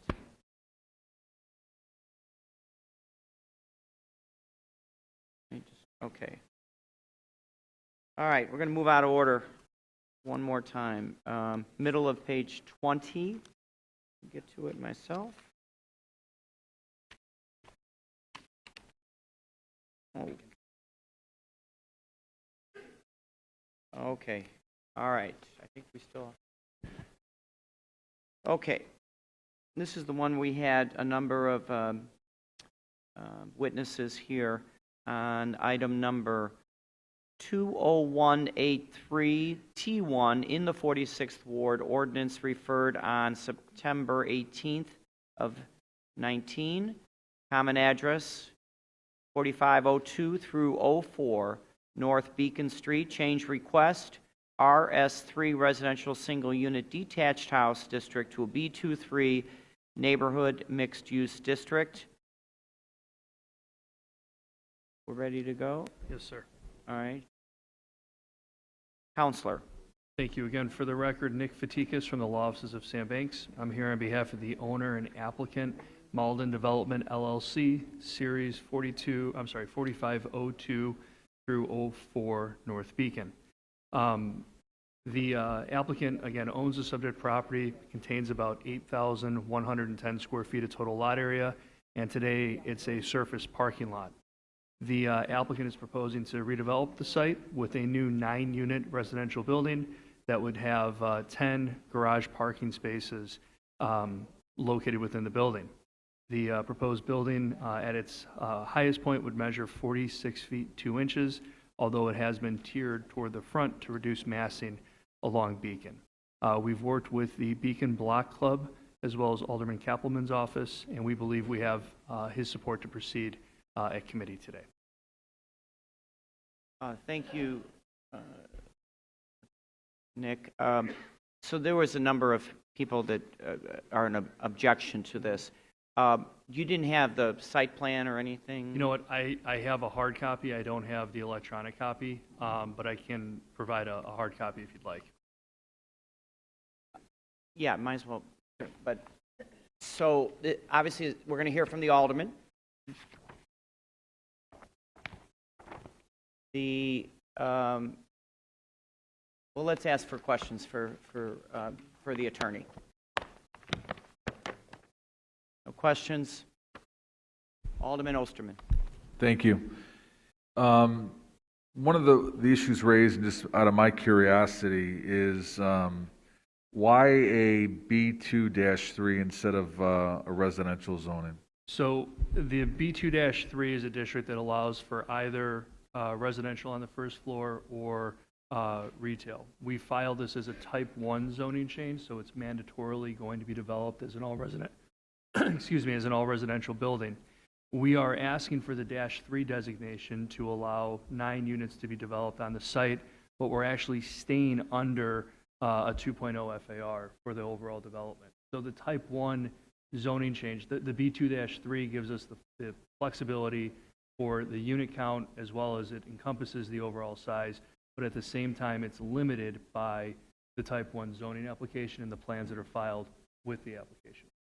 Not a residential RT4, RT5 that would fit in with, I believe we'd have to go either an RM 5.5, which there wasn't any, so the idea was go to the B2-3, and then we made a restrictive covenant with the Beacon Block Club to downzone so that the B2-3 is off the map after the project is completed.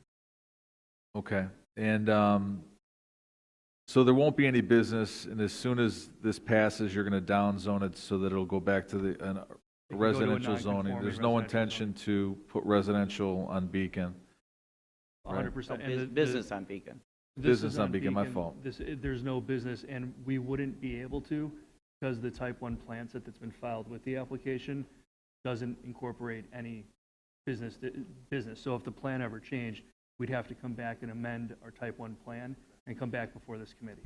Question, small one, is the curb cut. There was a complaint about the curb cut, and I'm assuming there's an alley on Beacon that would provide residential. What's the issue with the curb? The issue on that is, in order to fit, we were told we had competing interests. We needed to provide as much parking as possible, and we are providing 10 parking spaces to support 9 residential units.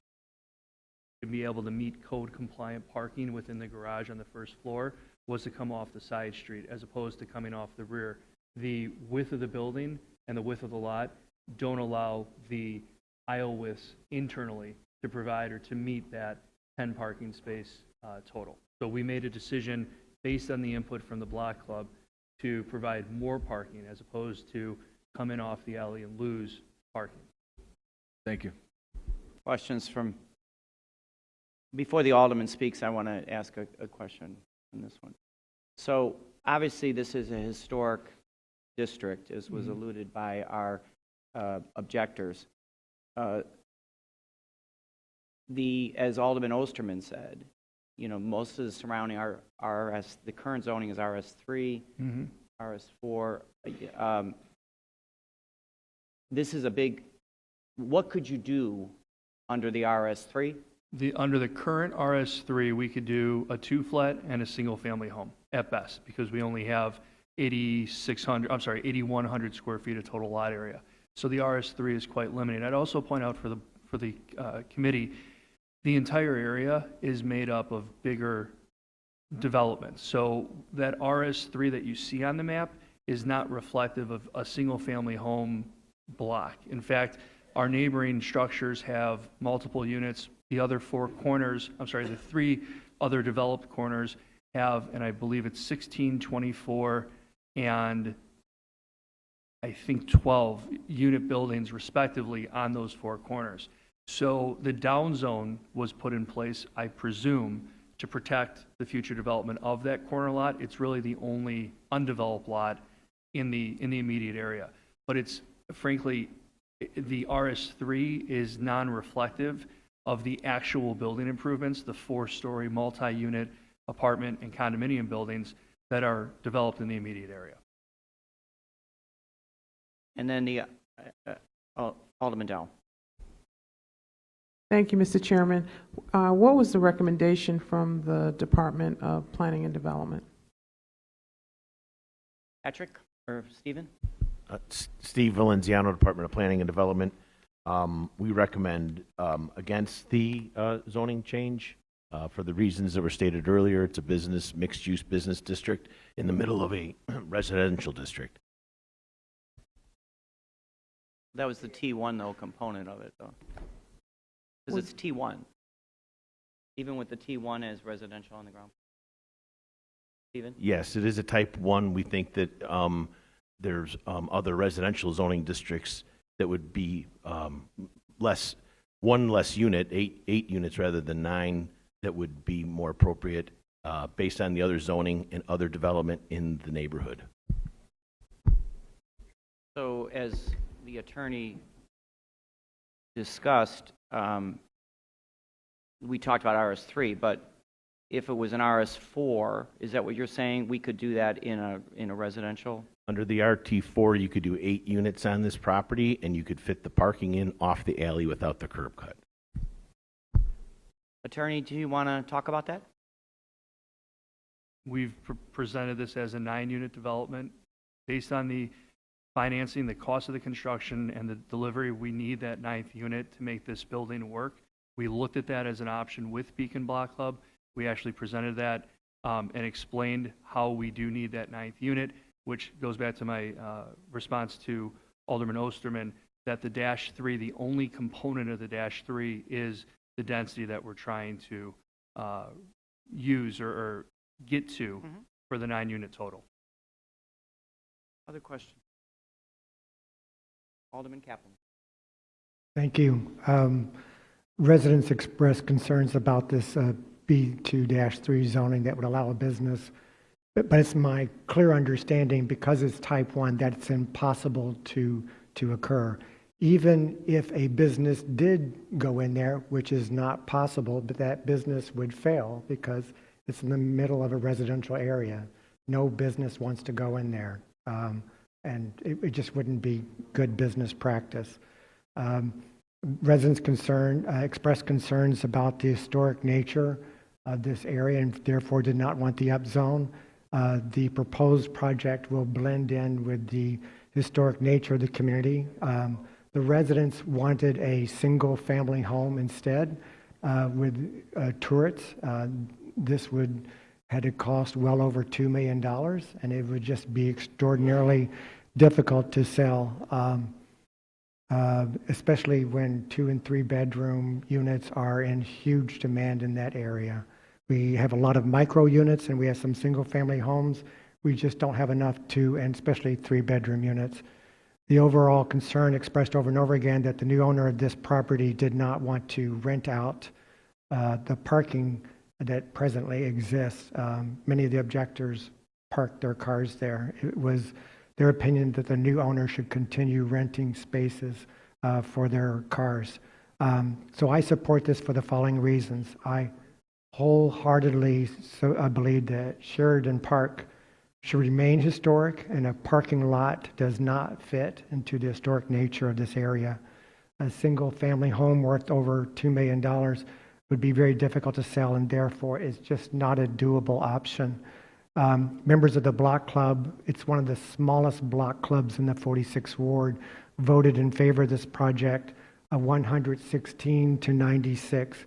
We had more people voting on this project than we have had on projects worth 10 times that amount. So it's been my consistent pattern to support the affected block club on these zoning changes, and I will continue to support that process. So I ask my colleagues to vote in favor of this. Thank you. Other questions for the alderman? All right. Do I have a motion move to pass on this item? Pass. Alderman Carrie Austin moves to pass. All those in favor? Aye. Any opposed? Continue and chair, the ayes have it. Item is passed. Thank you. Thank you. What page are we on?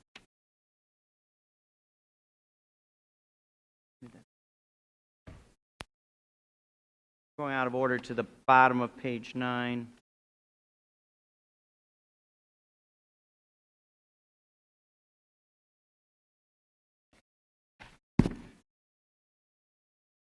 Item number 20179 in the 27th Ward ordinance referred on September 18th of this year, 19. Common address 308 through 38 South Green Street and 832 through 842 West Van Buren.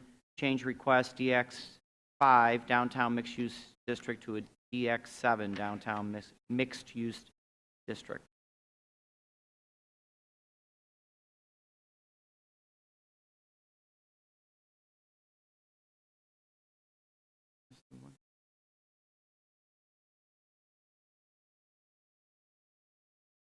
We're going to do that in the beginning?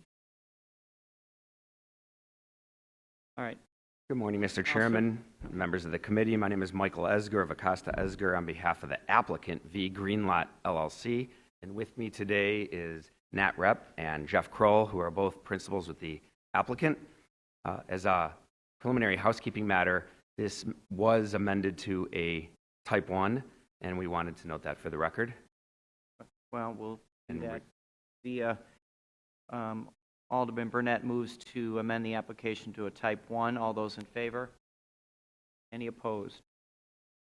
Hearing none, the item is passed as amended to a type 1. Continue. Thank you very much. This zoning change allows for the redevelopment of a surface parking lot into a 13-story office building. We've had extensive meetings with the neighborhood, going to 3 different community groups, as well as having a community group meeting. We have letters of support from the 2 delegate agencies, West Central Association and the West Loop Community Organization, and Alderman Burnett is here to speak on the matter. Questions for the applicant? Alderman Burnett? Thank you, Mr. Chairman and members of the committee. As the councilor said, they did meet with 3 community organizations in our ward. They got the majority of the organization's support. We had a community meeting. We didn't have any opposition at the community meeting. So with that, we asked for the committee's support with this project. Questions for the Alderman? Hearing none, we're going to pass this as a type 1 amendment, correct? Okay. Pass as amended as type 1. Alderman Beal moves to pass. All those in favor? Any opposed? The opinion chair, the ayes have it. Item is passed as amended to type 1. Thank you. It's a handsome building. Thank you. Actually. A little tall, but. I'm going to assume a 27th ward, the middle of page 20. Middle of page 24, document number 19980 in the 27th Ward, ordinance referred on March 13th of 19. Common address 1000 West Carroll and 311 and 345 North Morgan. Change request M23 Light Industry District to a DX5 Downtown Mixed Use District and then into a business plan development.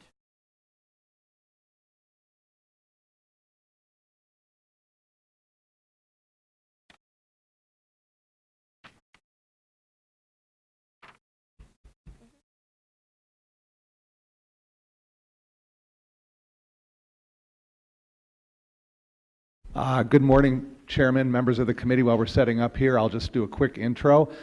For the record, Rich Clowater with DLA Piper. I represent the, the applicant here, 345 North Morgan LLC and Carpenter Carroll LLC. This property is rendered here is located at 311 North Morgan, 345 North Morgan, and 1000 West Carroll in the Fulton Market neighborhood. The matter was before the Plan Commission on September 19th, 2019, where it received a recommendation for approval, and accordingly, I'd like to ask that the transcript from that hearing be made a part of this. So Alderman Raboyes moves to incorporate the records from the Plan Commission. All those in favor? Aye. Any opposed?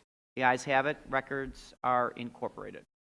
Very briefly, the property is currently zoned a combination of PD 1282 and M23 light industrial. Property is proposed to be rezoned to the downtown DX5 district and then the business plan development. The applicant will purchase FAR through the Neighborhood Opportunity Bonus Program to facilitate the construction of an 11-story office building at 345 North Morgan and an 18-story office building at 1000 West Carroll. The developer is also contributing $750,000 toward railroad crossing upgrades and signal improvements. Property is 105,923 square feet. It is surrounded by the Metro tracks on the north, Carroll Avenue and Wayman Street on the south, Carpenter Street on the on the west, and it's located mid-block between Sangamon and Morgan Streets on the east. Our design team, consisting of 2 architectural teams as well as representatives from Sterling Bay, are here and available to answer any questions should you have any.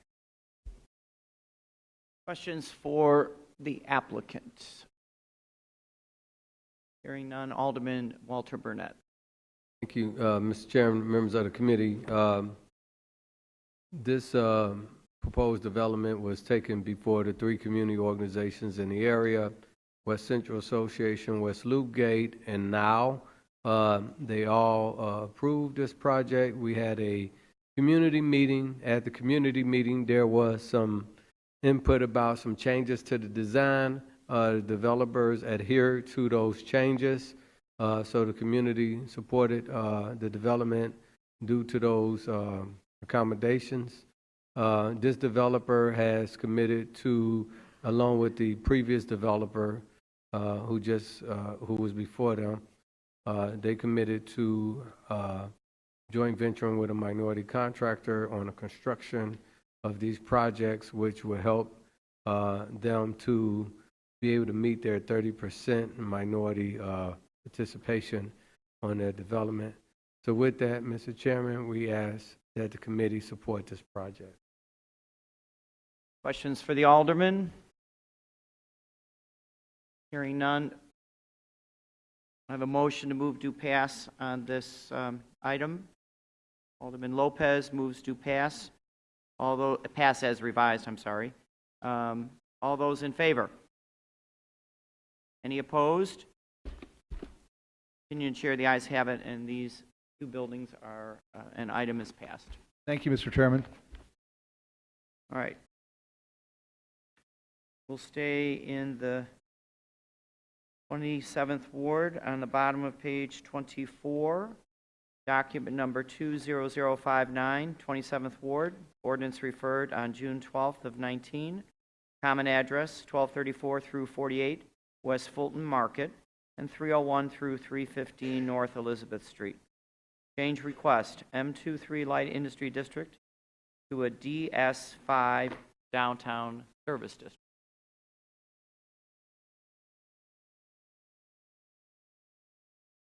And Mr. Chairman? This is the slide we had out of order. Yes, exactly. It's no change to the building, actually. But this did go to the Plan Commission.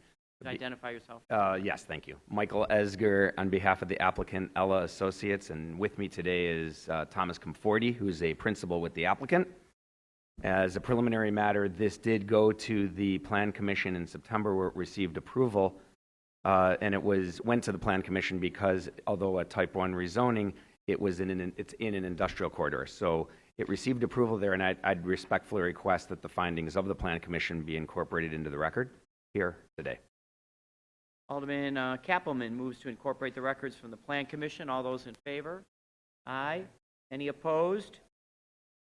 The ayes have it, and the records are now incorporated. Thank you, Mr. Chairman. As an additional housekeeping matter, this was also, we filed a substitute narrative and plans as well as a substitute ordinance in this matter. There were some changes through the Plan Commission process, which we incorporated, and as well, the zoning it was amended down from a DS5 to a DS3. And so I would respectfully request that the substitute narrative and plans and the substitute ordinance be incorporated for the record.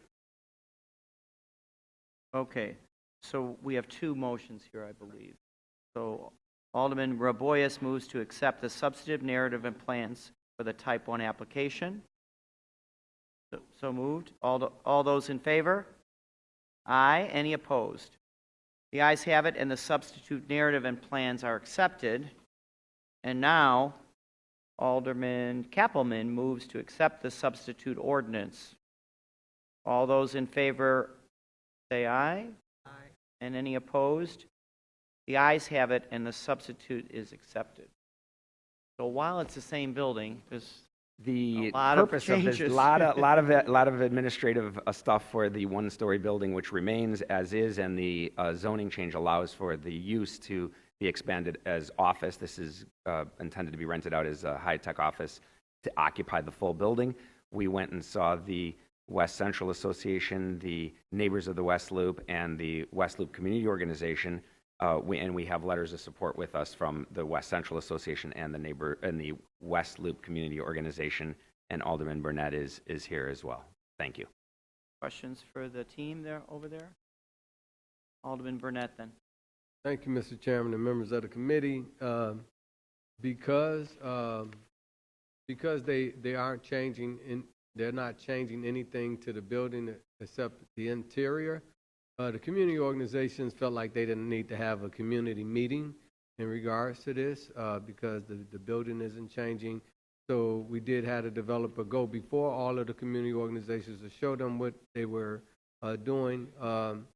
They all supported it. So we asked for the committee support. Everything is changing. This used to be an industrial building. They had industrial use in there. This organization, this was what Climatem was? Materials marketing. And so there's a lot of mechanical stuff in there. And now it's going to be used to identify with the rest of the community and have a lot more office space, a lot more jobs in the neighborhood, and it's going to enhance the community. So we ask for the committee support on this development. Thank you, Alderman. So, questions for Alderman Burnett? Hearing none, I'm going to ask for a motion to pass as revised, So moved. comma, substituted, comma, and with substantive narrative plans in place. So, Alderman Austin, are you okay with that? Yeah. Move to pass. All those in favor? Aye. Any opposed? Opinion of the chair, the ayes have it as substituted with narrative plans and all the other good stuff. Question? One other, there's a substitute ordinance that I don't know that they spoke to. We did. To the DS3? We did. Okay, I'm sorry. Yeah. I was so caught up in all the other substitutes. No problem. Thank you for triple checking. Well, we was listening. Yeah. Yeah. Okay. Maybe there's white smoke from up there. All right. All right. Thank you very much. Thank you.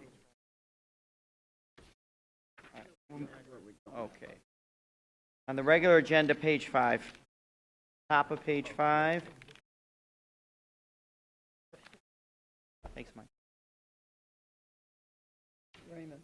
Document number 20143 in the 6th Ward, ordinance referred on September 18th of 19, common address 954 West 71st Street. Change request, RT4 residential 2 flat townhouse and multi-unit district to a B21 neighborhood mixed-use district. Counselor, good morning. Good morning, Afternoon, I'm sorry. Yeah. Good morning, Mr. Chairman and members of the committee. My name is Willie Carter. I am seeking to rezone the one-story brick from RT4 to a B21 in order to open my retail food store and deli business at 954 West 71st Street in the Inglewood community where I grew up. I am the owner of this property, and I will also manage this business. I went to Alderman Sawyer and asked for his support. The Alderman said this is a food dessert area and this business can be beneficial at this location. I will be providing fresh produce, sandwiches, and other foods and other items in demand in this area. My neighbors, who I will be my patrons, are waiting for me to start my business. I retain Mr. Kareem Musar, who's to my right, my zoning consultant, to help me file my application. We sent public notice to all my neighbors. I spoke to the people in this local area who I will be doing business with, and everyone said they would like to see my business open so there's a place nearby where they can buy fresh bread, eggs, sandwiches, and soup. I expect to fill this gap in service with the products I will offer in my store. This store is an existing 1,100 square feet, 14 feet high brick store building, and I have off-street parking also. I believe this is the best use of this property. I am ready to apply for my business license as soon as I have your approval. I expect to be a lasting benefit for this community. Should the chairman or the members of the committee have any questions for me or Mr. Mazzaro, my zoning consultant, we are available. I thank the zoning staff for their patience and assistance, and I thank this committee. I ask that you approve my application to rezone this property from a R24 to a B21. Thank you. Thank you, Mr. Carter. Questions for the applicants? Question, Alderman Lopez. Thank you, Chairman.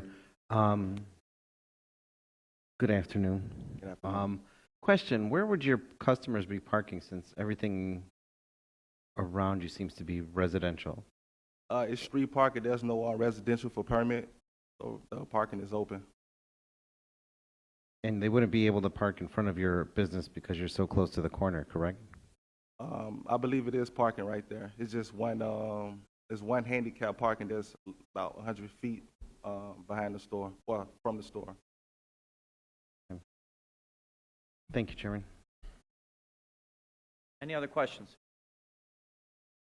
I have one. Is this your first business venture? Yes. Good luck. Thank you. Yeah. You did mention, I just wanted to correct you a little bit, though. You said it's a food desert, not dessert. Yeah. Okay, so I just want to make sure that, I think Alderman Sawyer said it the right way, so good luck to you. Thank you. Alderman Roboyes. Mr. Carter did a very good explanation of what he intends to do with the business, and I support it wholeheartedly because it's the food desert. But moving forward, this is what neighborhoods do, and the fact that he's coming before us is wonderful, and we support that. Thank you. Good luck to you. Great. Any other questions? If not, Alderman Lopez moves to pass on this item. All those in favor? Aye. Any opposed? Opinion, chair, the ayes have it, and good luck to you. Thank you. Thank you, Chairman and members. Good luck with the licensing. All right, thank you.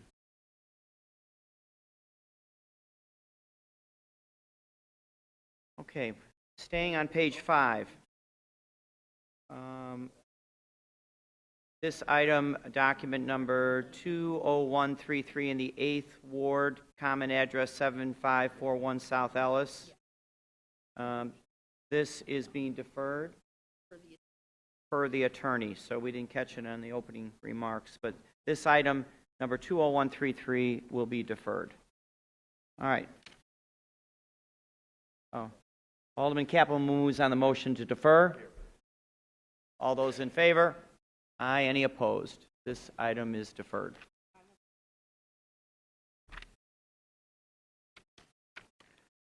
Okay. All right. We're on the bottom of page 8. Document number 20144T1 in the 26th Ward. Ordinance referred on September 18th of 19. Common address 3200 West Armitage Avenue. Change request C11 Neighborhood Commercial District to a C13 Neighborhood Commercial District. Counselor?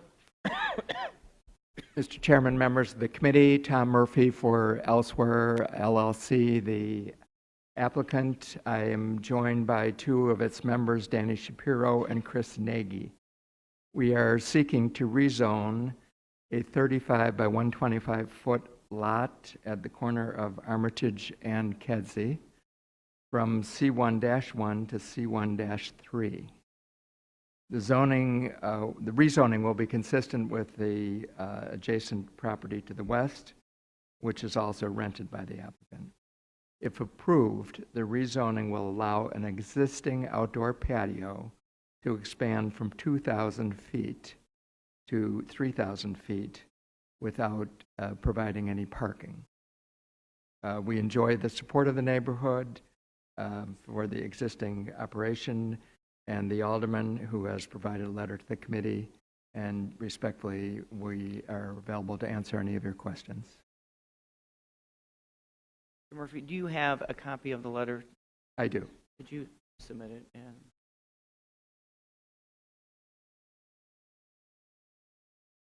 Okay.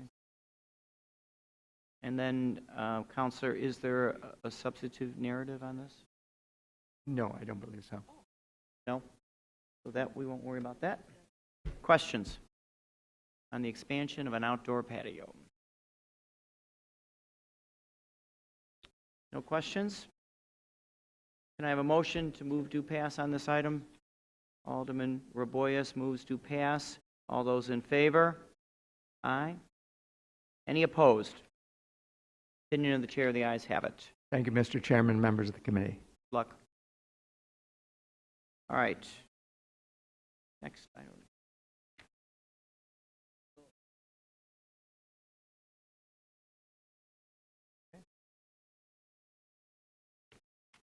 All right. Top of page 11. Document number 20141, in the 28th Ward, ordinance referred on September 18th of 19. Common address 2735 West Polk Street. Change request RT4 residential 2-flat townhouse and multi-unit district to an RM 4.5 residential multi-unit district. Mr. Moore? Thank you, Mr. Chairman and members of the committee. My name, for the record, is Thomas S. Moore, and joining me shortly here will be Teo Scorti.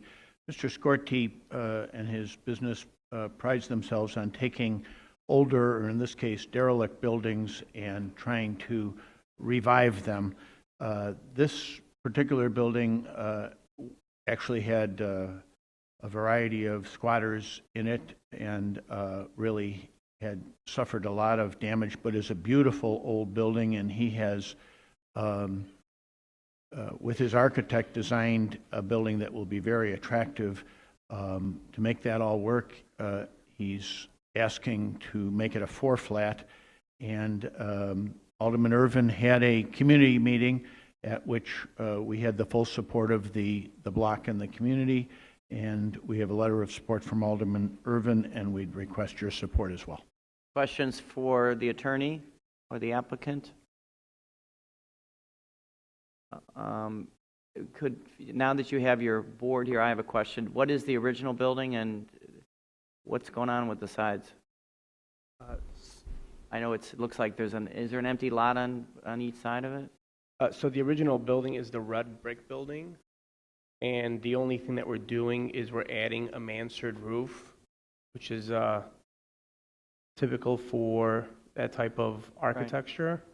Right. There is an empty vacant lot that's been there for a long time, which came up in our community meeting.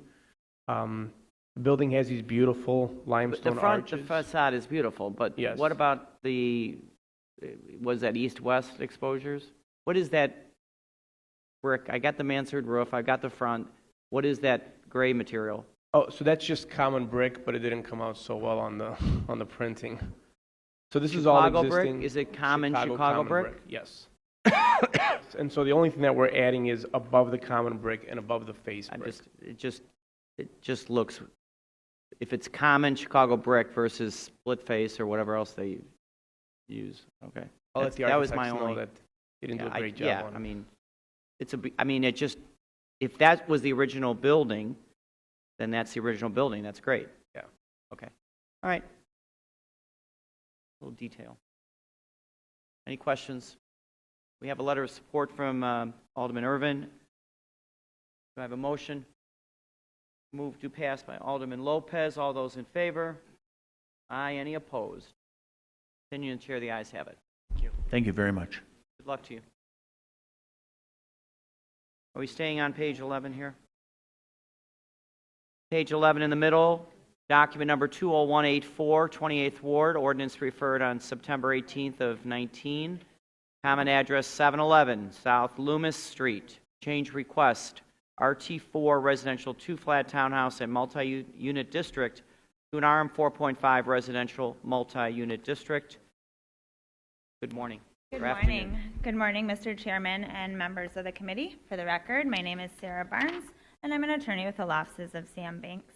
Happy to be here this morning on behalf of the applicant and property owner, Vargas Phillip, who is seated here to my right. Mr. Phillip just recently purchased the subject property, which is presently improved with a 2-story with basement 3-unit building. Unfortunately, shortly after Mr. Vargas purchased the property and as part of his due diligence, it was determined that the previous owner never pulled a permit for the build-out of the basement unit. As such, the building is non-conforming under the current zoning ordinance. To cure this non-conforming condition, since that dwelling unit is occupied currently and has been for over 20 years, we are here today seeking a zoning change from an RT4 up to an RM 4.5. And again, that is just to cure the non-conforming condition with the additional dwelling unit. There will not be any physical changes to the building itself. Towards that end, we have met with Alderman Irvin as well as the adjacent neighbors, and we do have the support of all relevant parties at this time. I believe that Alderman Irvin emailed a copy of a letter of support to your office. We haven't got email, but we did get his verbal support of Okay. it. So would you fine tune that and make sure we have it for our records? Absolutely. Okay? But we are aware that Alderman Irvin is in support of this. Thank you. We'll make sure to get it memorialized and a letter sent to your attention. Great. And with that, we'd be happy to answer any questions. Questions for the applicant? Hearing none, do I have a motion? Alderman Kappelman moves do pass on this item. All those in favor? Any opposed? Opinion of the chair, the ayes have it. Thank Good you luck so to you. much. All right. Okay.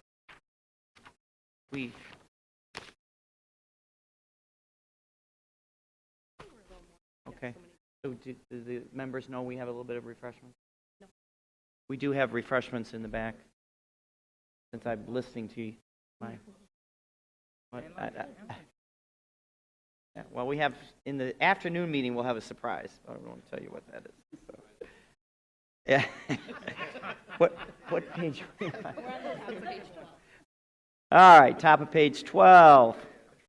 Document number 20149, 30th Ward, ordinance referred on September 18th of 19, common address, 3538 North Lowell Avenue, change request. RS3 residential single unit detached house to an RM 4.5 residential multi-unit district. Counselor. Mr. Chairman, members of the committee, my name is Mark Kupiec. I'm an attorney with offices at 77 West Washington. Represent the applicant, Rafal Shemansky, who's seated beside me. Subject property is a double lot. He's going to demolish the existing building on it and build a new 6-unit residential building. I spoke with Alderman Roboyras. At his request, we had a community meeting at a local park, described the project, and had no objections. And with that, I believe Alderman Roboyras is here to speak for himself. Questions for the applicant? Alderman Roboyras. Mr. Chairman, I'm here on behalf of Alderman Roboyras. So recognized. Mr. Kupiec. This matter before us went through a community meeting and it was well supported. I therefore ask for the favorable support on the item before you, Mr. Chairman. Any questions for the Alderman? Hearing none. Alderman Kappelman, do I have a motion to move do pass on this item? Alderman Kappelman moves do pass. All those in favor? Aye. Any opposed? The ayes have it. Item is passed. Thank you. Staying in the 30th Ward, I believe. Page 12. Document number 20157, T1 in the 30th Ward. Ordinance referred on September 18th of 19. Common address, 3654 through 56 West Belmont Avenue. Change request B11 Neighborhood Shopping District to a B33 Community Shopping District. Counselor? Mr. Chairman, members of the committee, my name is Mark Kupiec. I'm an attorney with offices at 77 West Washington, represent the applicant, and I have with me on behalf of the applicant Stan Pluta seated beside me. We spoke with the Alderman on this one. The Alderman asked us to do a community meeting. We organized a community meeting, mail notice with a business right down the street on Belmont. Had a well-attended community meeting, described the project, and did have some comments mostly about the design features. So on this one, we had filed it as a T1, but we did give the department a substitute to T1 plans and narrative, and we'd like to proceed on the substitute plans and narrative. Can I have a motion to accept the substitute narrative? Alderman Alderman Raboyes moves the substitute narrative and plans for the type 1 application. Yeah, and the changes were not great. The changes were mostly to the facade and the front and side elevations in response to some community suggestions. So that's why we made those changes, and we think a better and nicer building. And it is a mixed-use building, be 9 dwelling units, commercial on the ground floor, residential units above. And actually, the community was very pleased to see us do the mixed-use building and do the commercial on the ground floor on Belmont to make it a more pedestrian-friendly street. Questions for the applicant? Alderman Raboyes. Council stated this also went through a community meeting and was well supported. I therefore ask for your favorable support on the matter before you. Thank you, Alderman. No questions for the Alderman? If not, I would like a motion to pass this plans with substantive narrative and plans. Motion? Alderman Kappelman moves to pass with the substantive narrative and plans. All those in favor? Aye. Any opposed? Opinion of Chair, the ayes have it. Item is passed. Thank you. With the narrative and plans. All right. Where are we at now? Staying with the 30th Ward, document number 20163. 30th Ward ordinance referred on September 18th of 19.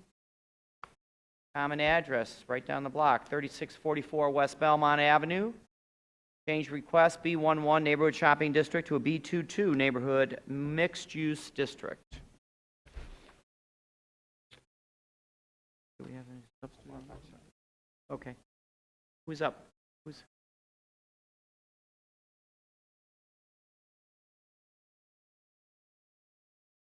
Good afternoon. Good afternoon, Chairman, ladies and gentlemen of the committee. My name is Hector Morales, and I represent the applicant in this matter for proposed zoning amendment at 3644 West Belmont Avenue to change zoning from a B1-1 classification to B2-2.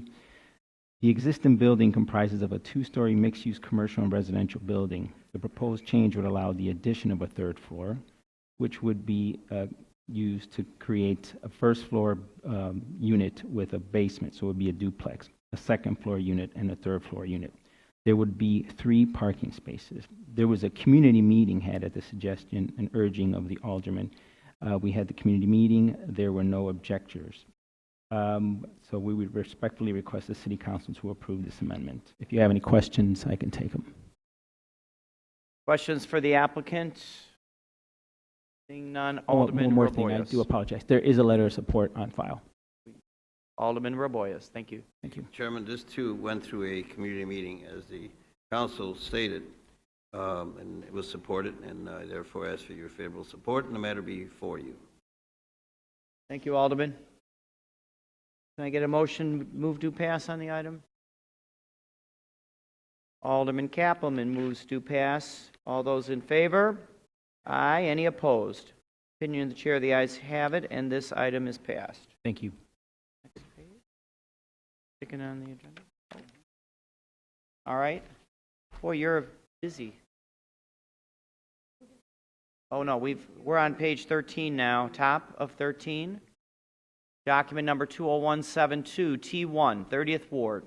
Ordinance referred on September 18th of 19. Common address 3612 North Cicero Avenue. Change request, B31 Community Shopping District to a B23 Neighborhood Mixed Use District. Tony, afternoon. Dan Lauer on behalf of Flavius, F-L-A-V-I-U-S, Shiopu, S-C-H-I-O-P-U. He's the owner of 3612 North Cicero. This is application 20172T1. The proposal is B31 to B23 to demolish an old vacant tavern and to replace it with a mixed-use building. Mr. Shiopu would have his construction, or his retail store, I should say, below the 3 residential dwelling units. We had at Alderman Raboyes' request, we had a community meeting at St. Bartholomew Church on August 13th out there on Addison, and we have community support from that meeting. There'll be 3 off-street parking spaces. We're very glad that Alderman Raboyes scheduled a community meeting and happy to have his letter of support. Thank you, Counselor. Questions for the applicant? Alderman Raboyes. Thank you, Mr. Chairman. As the council stated, this also went through a community meeting. It's a mixed use and was supported wholeheartedly, so we ask for your support on the matter before you. Questions for the Alderman? Hearing none, do I have a motion? Move to pass, Alderman Osterman moves do pass on this item. All those in favor? Any opposed? Opinion Chair, the ayes have it. Item is passed. And then we're staying in the middle of page 13 for document number 20173 T1 in the 30th Ward, ordinance referred on September 18th of 19. Common address 2748 through 50 North Austin Avenue, change request B31 Community Shopping District to a B23 Neighborhood Mixed Use District. Mr. Chairman, Dan Lauer, on behalf of Margarita Rosario, who's here with us. This is 274850 North Austin, 20173-T1. There is a substitute narrative and plans.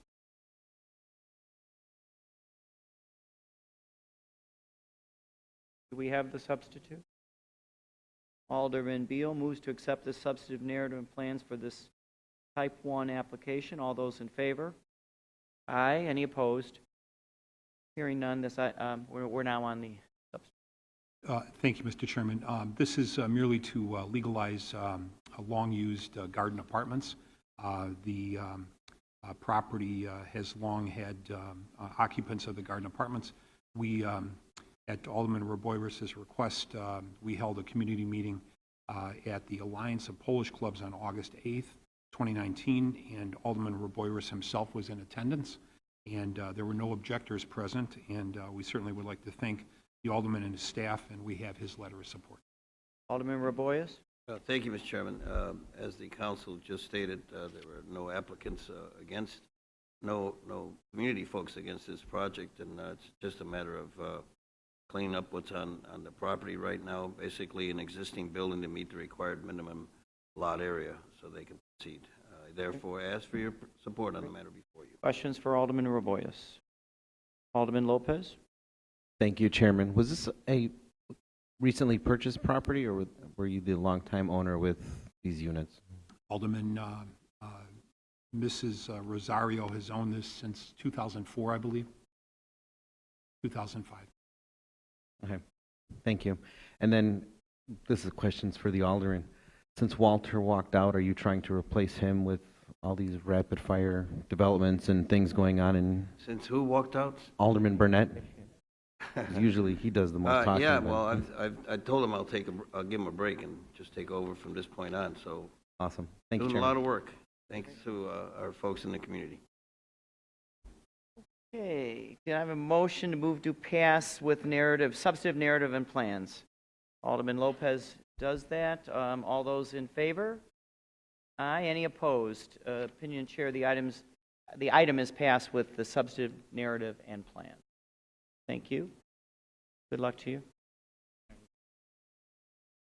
Okay, now it's the workhorse, Raboyes. We're still on the deferred agenda now. We are, where are we at now? Top of page 25. Document number 20130 in the 30th Ward. Ordinance referred on July 24th of 19. Common address 3001 through 3007 North Austin Avenue. Change request RS3 Residential Single Unit Detached House District to a C11 Neighborhood Commercial District. Mr. Chairman, members of the committee, my name is Mark Kupiak. I'm an attorney with offices at 77 West Washington, represent the applicant. And with me today on behalf of the applicant, Hassan Azapira, seated beside me. Number one, procedural matter. We did give the department a copy of a substitute ordinance, and we'd like to proceed on the substitute ordinance. And the thrust is the substitute would rezone this to a B11, not a C11. Okay. So, can I get a motion to accept the substitute? Alderman Raboyes moves to accept the substitute. All those in favor? Aye. Any opposed? The substitute is, hearing none, the substitute is accepted. Thank you. Subject property is currently improved with an old commercial building. Used to be a tile company. It's vacant now, been vacant for some time. The existing commercial building does not meet the setback requirements in the existing R district. The plan is to build a rear addition to the existing building and use the building for a daycare center. The rear addition also would not meet the setback requirements in that R district, hence we're asking to rezone it to a business district. The alderman asked us to do a community meeting. We had a community meeting in the building on the subject site, subject property, described the use, and none of the people in attendance objected and actually thought a daycare center would be a nice use. Great. Questions for the applicant? I just want to reaffirm, you're moving from an RS3 to a B11. Correct. Great. Alderman Raboyes. Thank you, Mr. Chairman. This is the old Century Tile, one of two locations in the immediate area. There's still one on Diversey. This also went through a community meeting. Several constituents were there, and it was well supported. And therefore, asked for your Questions matter for be the alderman? deferred. Hearing none, can I have a motion to move this item passed as amended? Alderman Osterman moves this item to pass as amended. All those in favor? Any opposed? Opinion chair, the ayes have it as this item is passed as amended. Thank you. All right, where are we back to now? Middle of page 14.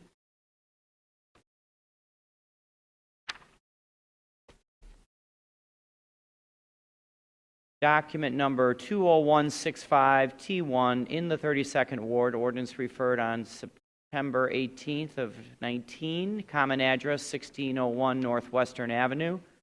Change request from a B32 community shopping district and an M12 limited manufacturing business park district to a B32 community shopping district. Counselor. Thank you. Good morning again, Mr. Chairman and members of the committee. Once more for the record, my name is Sarah Barnes, and I'm an attorney with the law offices of Sam Banks.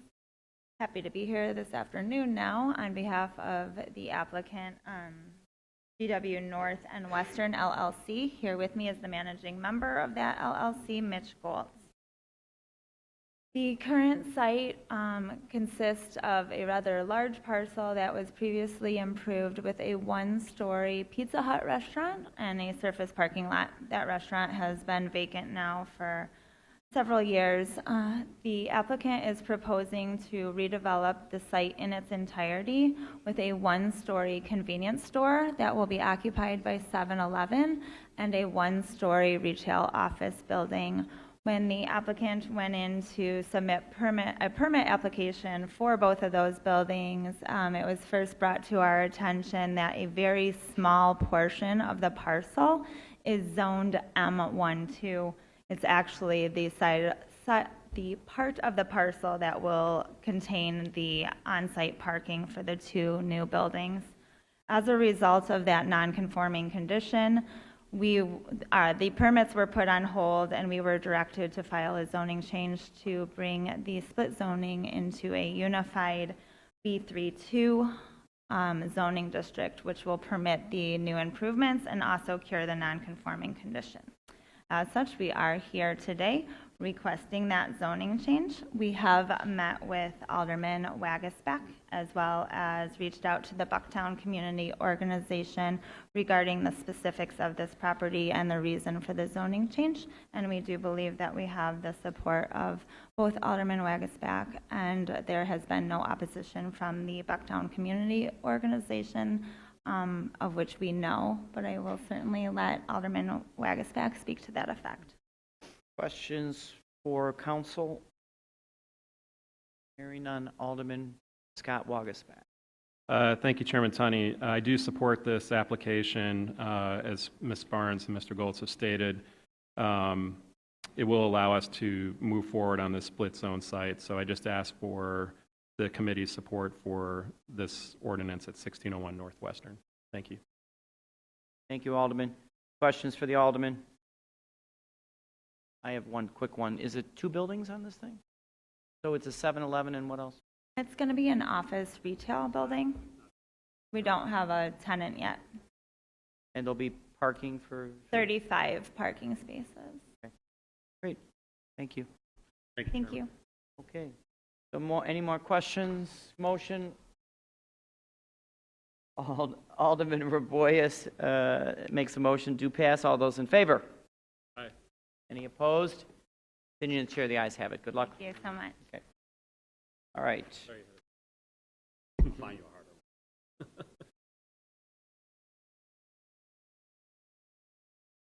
Okay, middle of 16.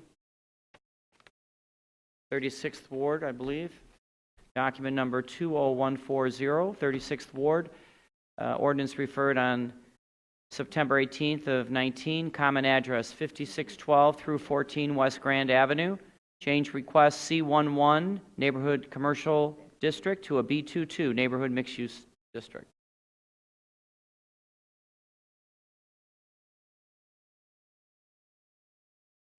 My name is Paul afternoon. Kolpak, with offices at 6767 North Milwaukee Avenue. I'm here today representing Lotus Home Builders. They're requested to change the current zoning from C1-1 to that of B2-2 to subdivide the property into 3 lots with three flats on each lot, and each lot would have 3 parking spaces. We have met with Alderman Villegas.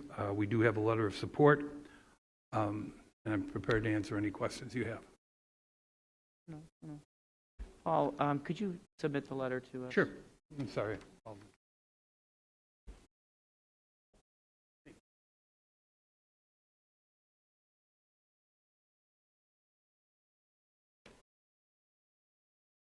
This is all residential on the ground floor? Yes. Okay.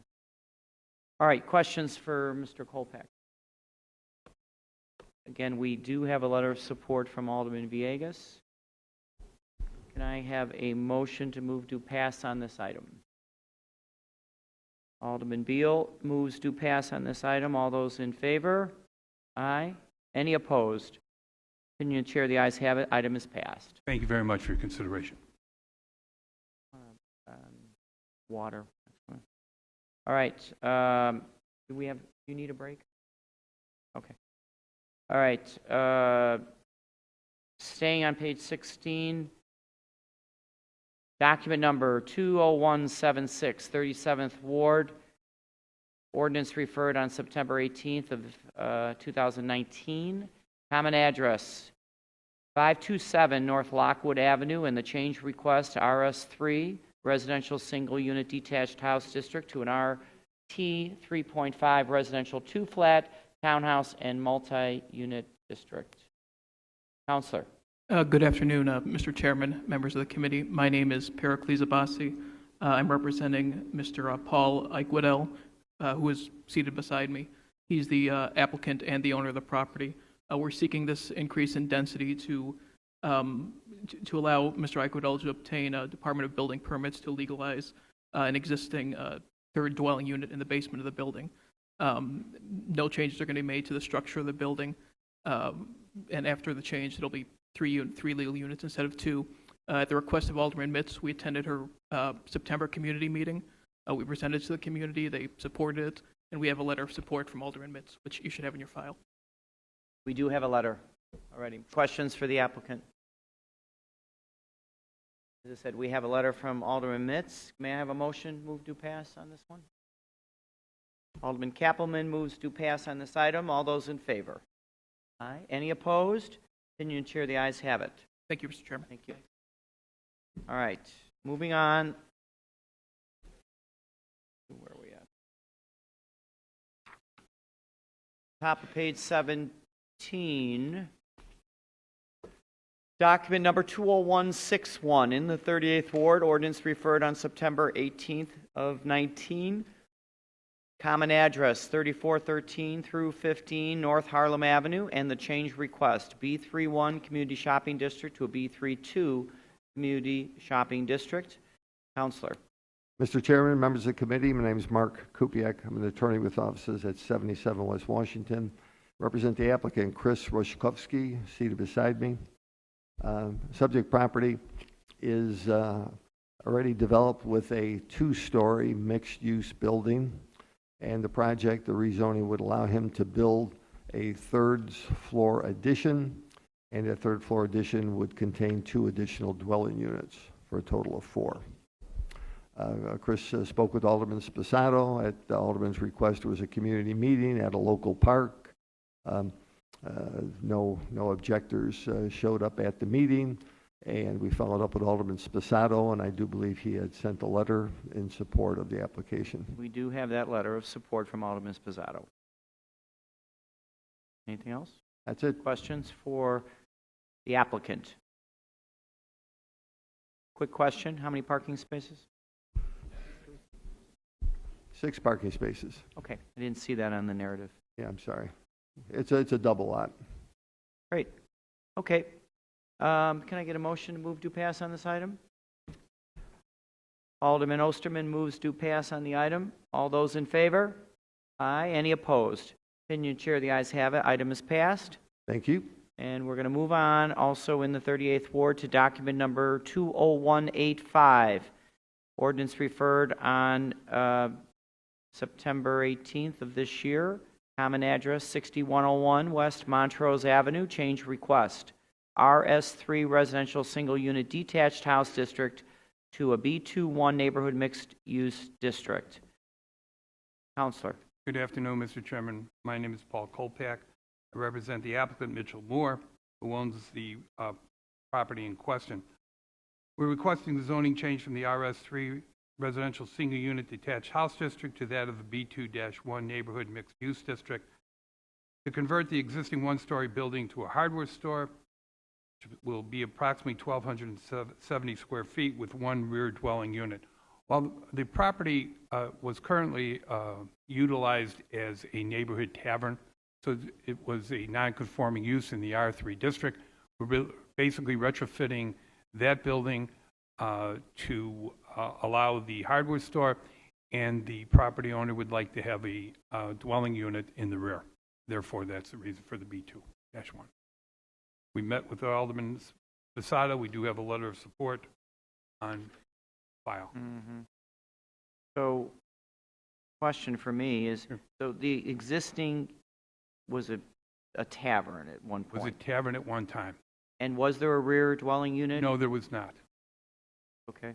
So now we're going to have a small hardware store. Correct. One, okay. With 1 dwelling unit. We do have a letter of support from Alderman Sposato.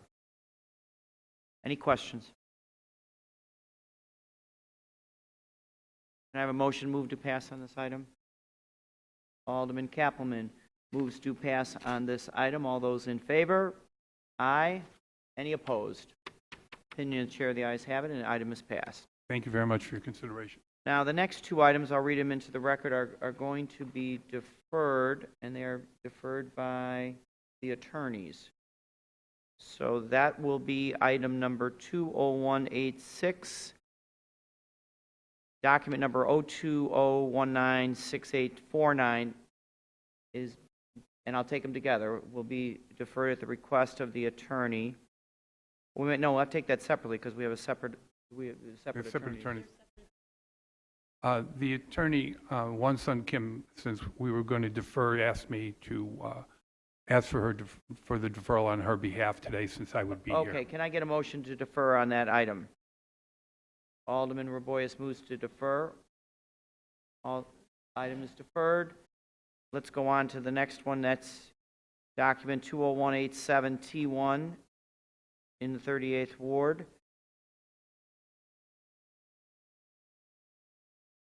It's 6334 through 38 West Irving Park.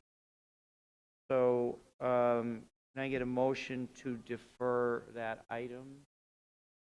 Alderman Raboyes moves to defer, and therefore this item is deferred. Thank you very much. For attorneys on both of them. Top of page 18.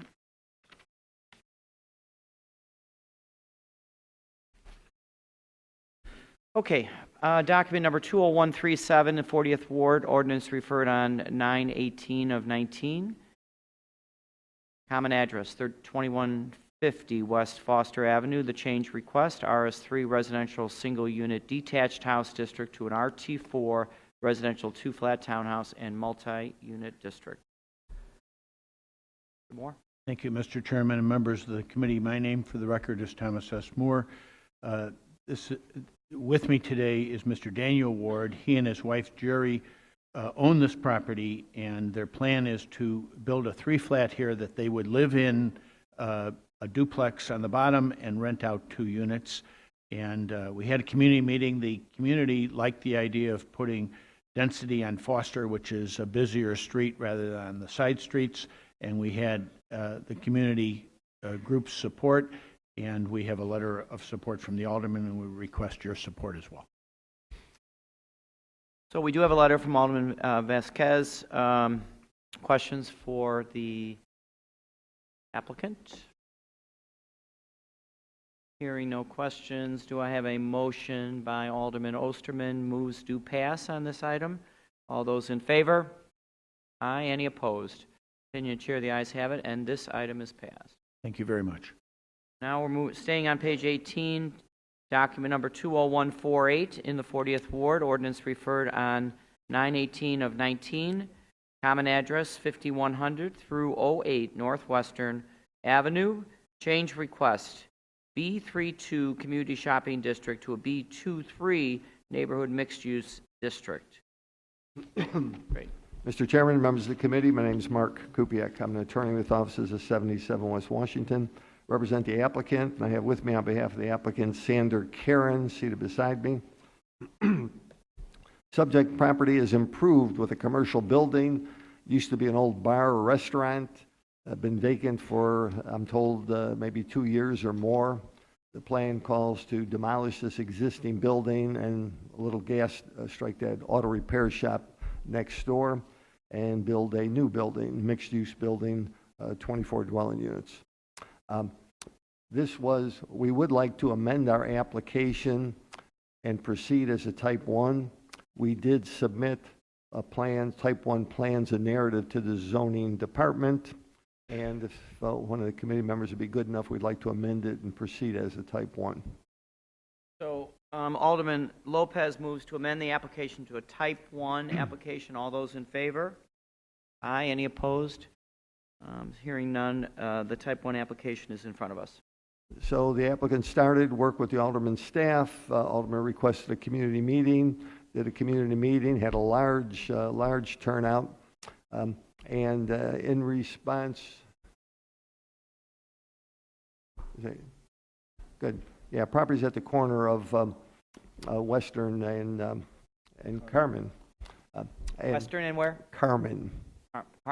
Carmen, corner building. And in response to some of the comments from the community, originally, the subject site is on Western Avenue, so this is a transit-served location. Originally, we were going to take a parking reduction, also right down the street from the Western Avenue station on the Brown line. However, the community members thought that parking was still difficult in the neighborhood, and they encouraged us to provide more parking. So instead of taking a parking reduction, we did change the plan and are providing one-to-one parking for the 24 units because the community thought it would be a good idea. So that's part of the amended plan that we submitted with the 24 parking spaces. So with that plan, with the one-to-one parking, followed up with the alderman and staff, and I do believe that the alderman had sent you his letter of support.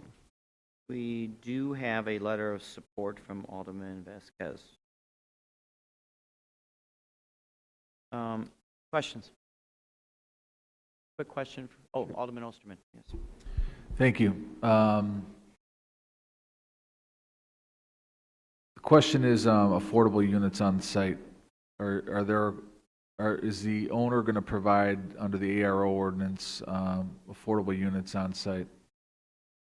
Carmen, would you address that? Yes, we Identify are. yourself for the record. My name's Sander Karen, and yes, we're going to have it on site. We're thinking 10%. Okay. 2 units? Yes, sir. Stephen?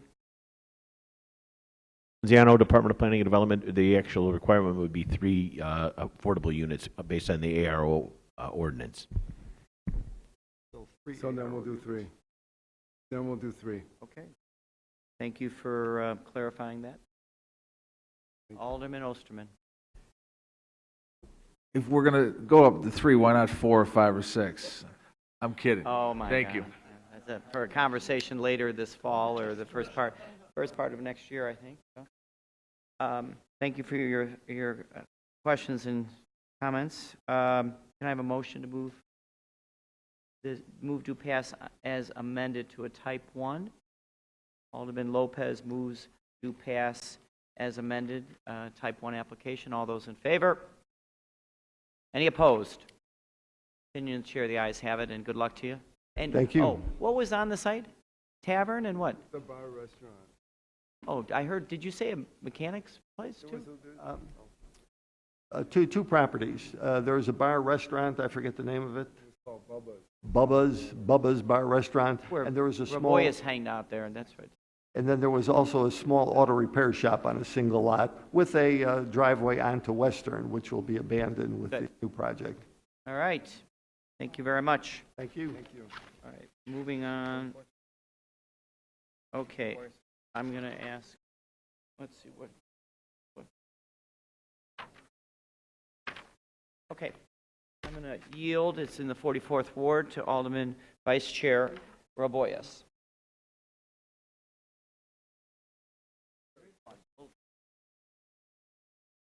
Stomach's growling, man.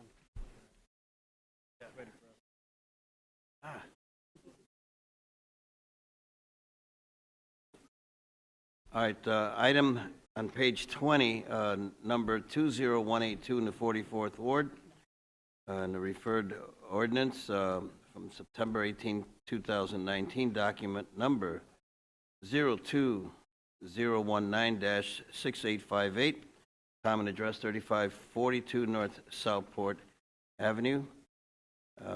The applicant, CA Residential, 3542 North Southport, LLC. Attorney, Law Offices of Sand Banks. For the Thank you. record, name for the record. Thank you. Nicholas Fatikas again from the Law Offices of Sam Banks, here on behalf of the applicant and property owner, CA Residential 3542 North Southport LLC. We are seeking a zoning change from the underlining B3-2 zoning to a B3-3 zoning district. We're proposing a 4-story mixed-use building with a retail space at grade and 3 residential units above. The property is located within 1,320 linear feet of the Southport Brown Line station, so we are providing 2 on-site parking spaces to serve the building pursuant to transit-oriented development ordinance. We've worked with the Sheffield neighbors, the Southport neighbors, as well as Alderman Tunney's office, and we've asked for his support for today's proceeding. So there's 3 dwelling units. 3 dwelling units over a retail. And as a matter of housekeeping, we did convert this as a transit-oriented development application to a type 1. So I'd ask that the type 1 plans, narrative, and ordinance be incorporated into today's proceeding. Questions? Questions for the applicants? Alderman Osterman? What's there today? My name is Jack Duncan with CA Residential, 3542, the ownership. It was previously a 2-story dwelling with a retail salon on below grade. We are bringing it to grade level, putting a retail on the ground floor with 3 residential units above. So it's currently a demolished site. Thanks. Questions? I see Alderman in support of Is there a letter on file? Board Alderman Tunney, the alderman is in support of the project. And I believe he is in the back if you have any questions for him. Thank you, Alderman Beal. All right, no, it's, not until, maybe after lunch. Okay. No questions. So moved by Alderman Beal. All in favor? All in favor? All opposed? And opinion chairs, the ayes have it. Thank you, sir. Thank you. Deferred item, which one? One more? One with the lunch. Ready, Chris? I was pretty good, man. All right, getting back to the referred items, on page 26, item number 20020 type 1 ordinance, 44th Ward, ordinance referred on April 10th, 2019, document number 0219-3119, common address 3131-3141 North Sheffield. Applicant is Fletcher Lofts LLC, as well as the owner, attorney Jack Perino. And the change request is B2-5 Neighborhood Mixed Use District to a B2-5 Neighborhood Mixed Use District. Name for the record? Good afternoon. My name is Talar Berberian from the law offices of Thompson Coburn. I'm here with Bob Purcell from the applicant Fletcher Lofts LLC. This request is for rezoning to the same district, B25, which was required because we're adding 6 units to the ground floor of this building where commercial space was initially proposed. The 6 units are permitted in the underlying zoning, and they're permitted in the B2 to be on the ground floor. The addition of the 6 units will require a further reduction by the type 1 for parking spaces. There are currently 40 parking spaces serving the building. And the property is in a transit-oriented development Correct, area? yes. And how many parking spaces was that? 40? For a There are total of 40 spaces? 40 spaces serving the building now. Yes. Any questions, attorney? Alderman Osterman. Yeah, question about affordable housing, if the units are going to be on site? The project does not require, it's not subject to the affordable housing ordinance because the initial building was built with the underlying zoning. And the current proposal is simply to add 6 units. So the addition of 6 units will not trigger the affordable housing ordinance. Thank you. Any other questions? A motion? Alderman Tunney?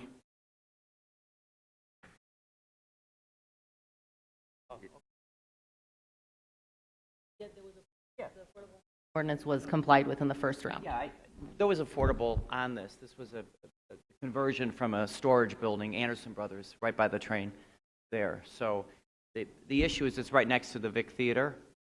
And for a couple of years, we've been trying to get a commercial tenant on the ground floor, but with all the activity around the concert venue, you can hardly even get in front of the place on a concert night. So there's no way to get people in and out. So after years of trying to market it unsuccessfully, they've come back to convert that commercial use into residential. So they all met with the community group. They got about 80% of the requests, not 100%. But after about a year of working with the neighborhood group, I think we need to move forward on it with substantial compliance. And I'm happy to support it. I see this building every day of my life and know the activity around the Vic as you do, all the Chairman Raboy. I know the area very well, yeah. So I ask you move to pass on it if you... Thanks, Alderman Tunney. Any questions for Alderman Tunney? Point of clarification, Alderman Beal.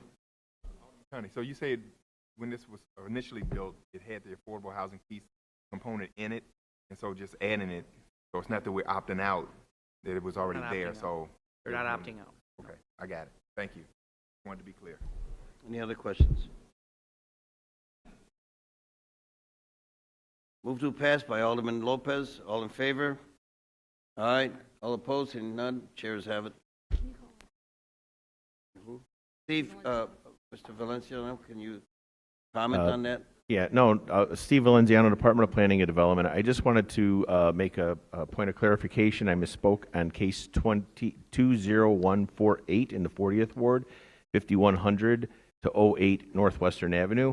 Under the 2019 ARO ordinance revisions, there are only 2 affordable units required, not 3. So I just wanted to make that a clarification. It doesn't change the case at all. I just wanted to clarify that for the record. Thank you, sir.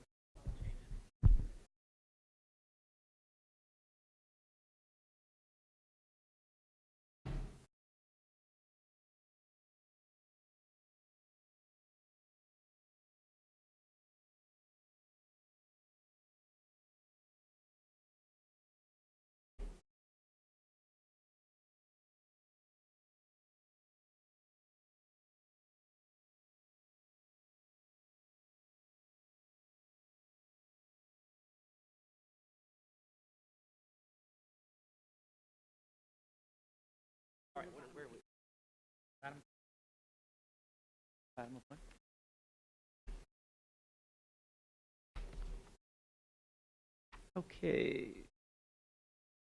Okay, bottom of page 20. Document number 20188, 46th Ward, ordinance referred on September 18th of 19. Common address 4635 through 37 North Broadway Avenue, and the change request, B23 Neighborhood Mixed Use District to a B33 Community Shopping District. Nick? Good afternoon. Again, Chairman, for the record, Nick Fatikas from the Law Offices of Sam Banks. I'm here on behalf of the applicant and property owner, 4635 Broadway LLC. The applicant is seeking a zoning change at the subject property to permit the location and establishment of a packaged goods, in this case, a specialty wine and spirits store on the first floor of the property. Current zoning doesn't allow the packaged goods use. The B3 does with a special use. So we've worked with Alderman Kappelman's office. We also hosted a community meeting to explain the operations, and we believe we have support for the zoning change to proceed. Thank you, Nick. Questions for the applicant? Alderman Kappelman, would you like to opine on it? Sure. The landlord and the business owner met with our community. Actually, at first they were a little hesitant, but after some great discussions there, the area residents, there was a consensus, very supportive of it. So were the surrounding business.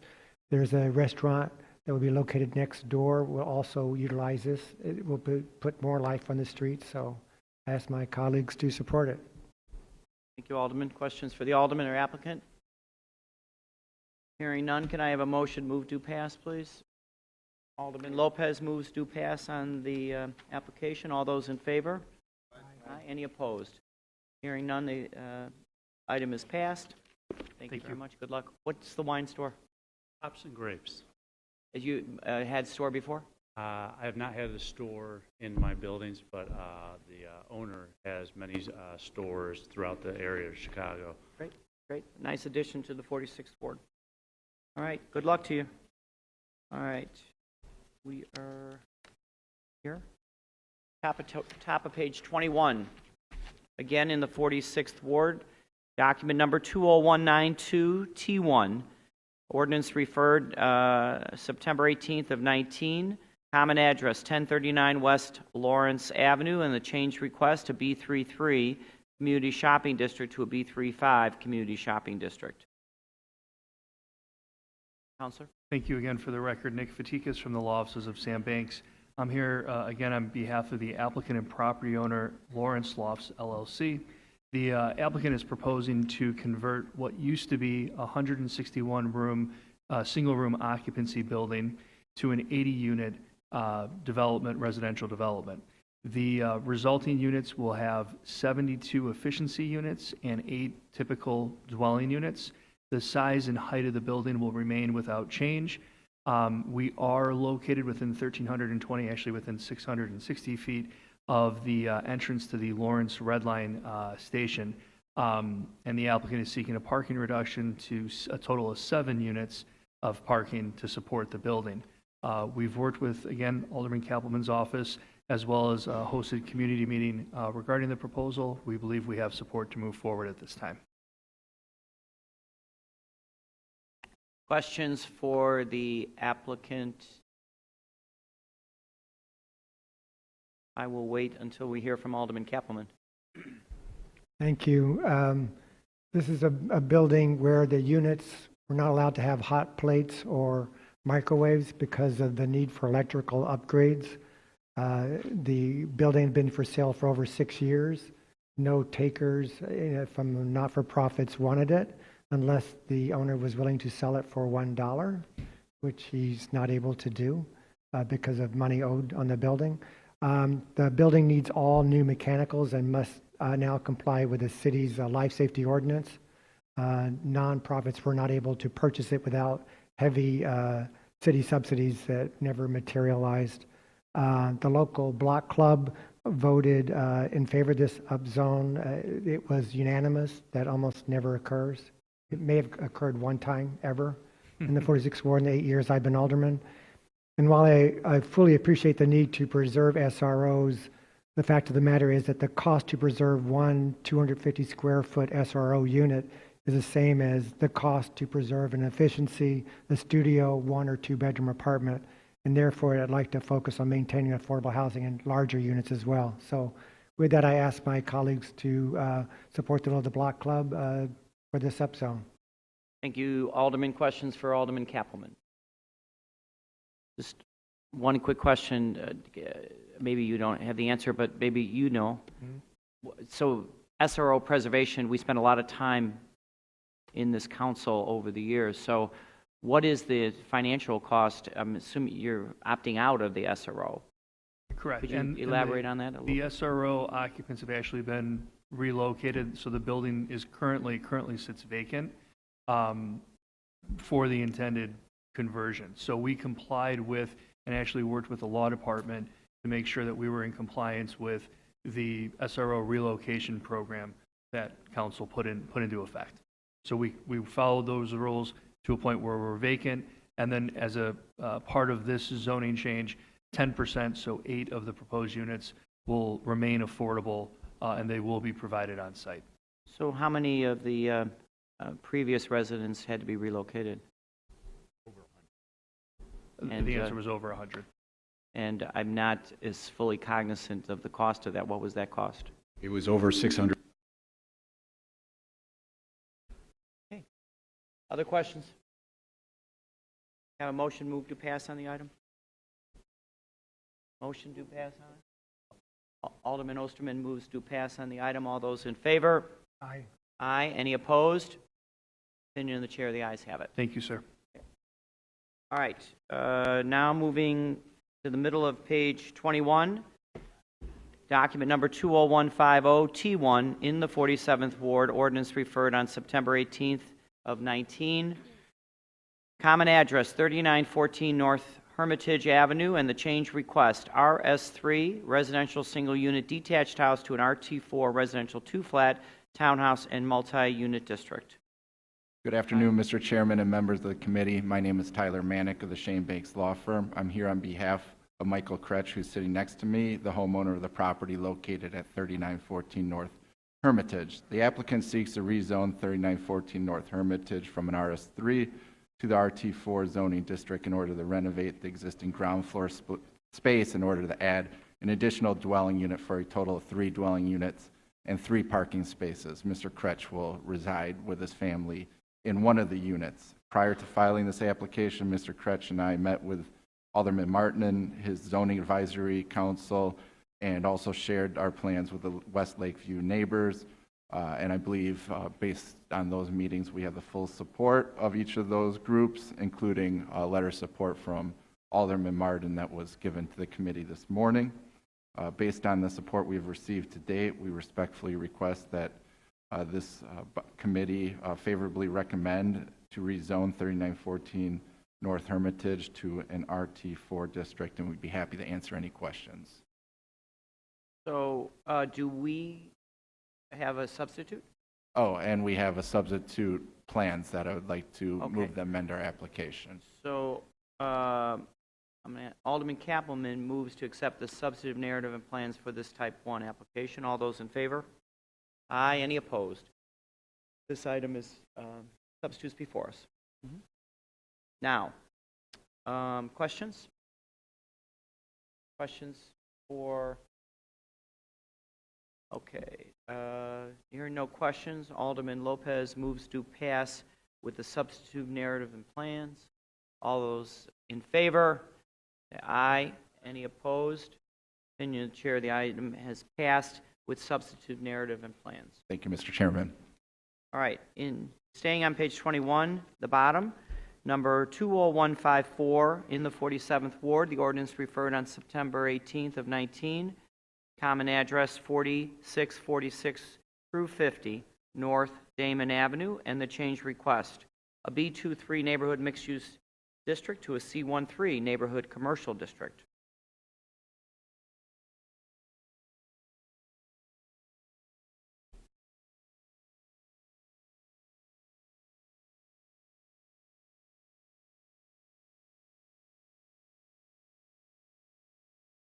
Good afternoon, Mr. Chairman and members of the committee. Once again, for the record, my name is Sarah Barnes, and I'm an attorney with the law offices of Sam Banks. I'm happy to be here this afternoon on behalf of the applicant, 4646 Damon LLC. You guys may have remembered us from before. We've actually been before this committee 2 other times for this particular property. Once back in February of 2017 and again in October of 2017. And that was in order to permit the development of a new 4-story mixed-use building, which will contain commercial and office use at grade level and 24 dwelling units above. Happy to report back to the committee that since that time, permits have been pulled for the new building, and it's almost completely constructed pursuant to those permits. During construction, however, the applicant was approached by a very well-admired veterinary clinic within the city who wants to put an office, third office in the existing building. So as a result, and unfortunately, the underlying B2 zoning did not support a veterinary use. So we are here today seeking to change the subject zoning to a C1 zoning district, which will allow the establishment of a veterinary clinic within the existing building. So this zoning change is solely for the use. The physicality of the building will not change in any way. The proposed veterinary clinic will occupy the entire retail office space of the grade level of the building. With that, we have met with Alderman Martin. We've also met with the Lincoln Square Chamber of Commerce regarding this proposal, and we do have a letter of support from Alderman Martin that has been tendered to the committee prior to this hearing. If there's any questions, we'd be very happy to answer. Great. Questions for the applicant? Hearing no questions, we do have a letter of support from Alderman Martin. Can I get a motion to move to pass on this item? I'll move. Alderman Kappelman moves to pass on this item. All those in favor? Aye. Any opposed? Opinion of the chair, the ayes have it, and the veterinary clinic is moving to Damon. Thank you. Good luck. All right. Top of page 22. 47th Ward, document number 20155, referred on September 18th of this year, 19. Address 4311 Northwestern Avenue, and the change request, a B32 Community Shopping District to a B23 Neighborhood Mixed-Use District. Counselor? Thank you again, Mr. Chairman and members of the committee. One last time for the record, my name is Sarah Barnes, and I'm an attorney with the law offices of Sam Banks. I'm here this afternoon on behalf of the applicant, JC Construction, LLC. Here with me is the managing member of the applicant, Jerry Heffernan. Mr. Heffernan would like to redevelop the subject site with a new 4-story, 4-unit, all-residential building. The proposed new building will have interior parking for 2 vehicles located below grade, as well as surface parking for 2 vehicles, so that each of the new dwelling units will have a designated parking space. We have met with Alderman Martin, as well as with the Lincoln Square Neighbor Association and the 47th Ward Zoning Advisory Committee to review this proposal. Based on the feedback that we received during those meetings, we made some design tweaks and have also incorporated permeable materials throughout the site as a concession to the local community organization. As a result of those changes, we do have the full support of Alderman Martin as well as the Lincoln Square Neighbor Association.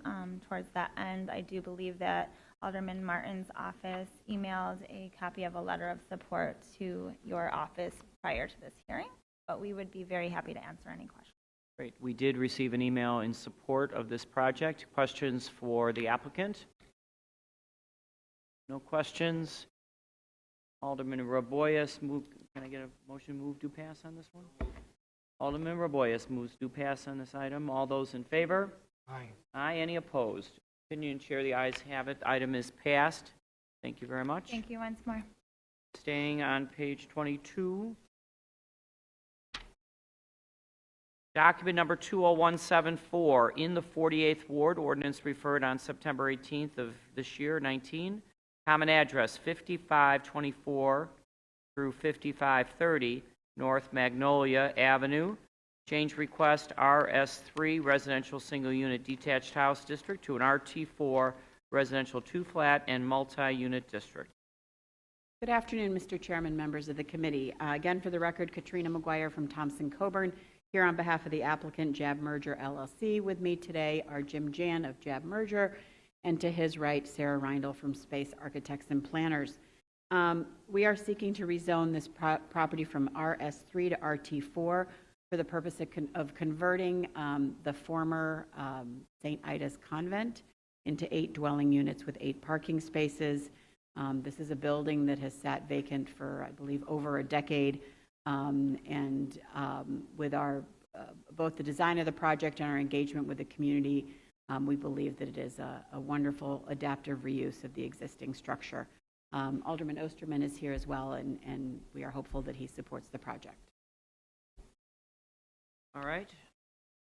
I must say, can't believe the project or the building was vacant for 10 years. It's such a handsome building. Questions for the applicant before we hear from Alderman Osterman? Alderman? Well, I think it's fitting. We started earlier with a funeral home, and we're going to end with a convent. But in all seriousness, this project has sat vacant for 10 years. And for 10 years, everything under the sun has been proposed there. I think this proposal for development is a very reasonable residential development in a very residential part of our community in Lakewood Balmoral. It'll preserve this building, which was important for the community. We held a community meeting on this, and the majority of the neighbors are in support, as am I. So I would ask my colleagues to support this. Questions for Alderman Osterman? Hearing no questions, I have a motion from Alderman Lopez. He moves to pass on this item. All those in favor? Aye. Aye. Any opposed? Hearing none, the item is passed, and congratulations. And, Thank you. What's the size of the lot? 12,300 feet. 8 units. Beautiful. Thank you. Thank you. Congratulations, Alderman. All right, next item is bottom of page 22. Document number 20136, 50th Ward, ordinance referred on September 18th of 19. Common address 2119 West Toohey Avenue.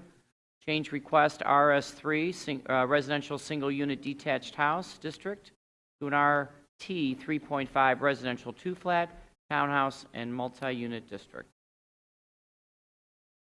Mr. Moore. Thank you, Mr. Chairman and members of the committee. My name for the record is Thomas S. Moore, and with me today is the owner, Mr. Cornell Tibu. Mr. Tibu, this is a very large lot. It has 8,500 ground square feet, and normally at 2,500 square feet per unit, you could have a 3-flat there, but an RS3 does not allow, it only allows 2 units maximum. So by going to a RT 3.5, he can add the 3rd unit in the basement. And we had a community meeting at Alderman Silverstein's office. We had all of the immediate neighbors show up, and when they understood the project, they supported it, and Alderman Silverstein has indicated her support as well. And we'd ask for your support. We do have an email of support from Alderman Silverstein. And do we have any questions for the applicant? See any questions? Can I get a motion to move on this item? Alderman Osterman moves to pass. All those in favor? Aye. And there any opposed? Hearing none, the item is passed. Thank you very much. Now we are on the deferred agenda, correct? Okay.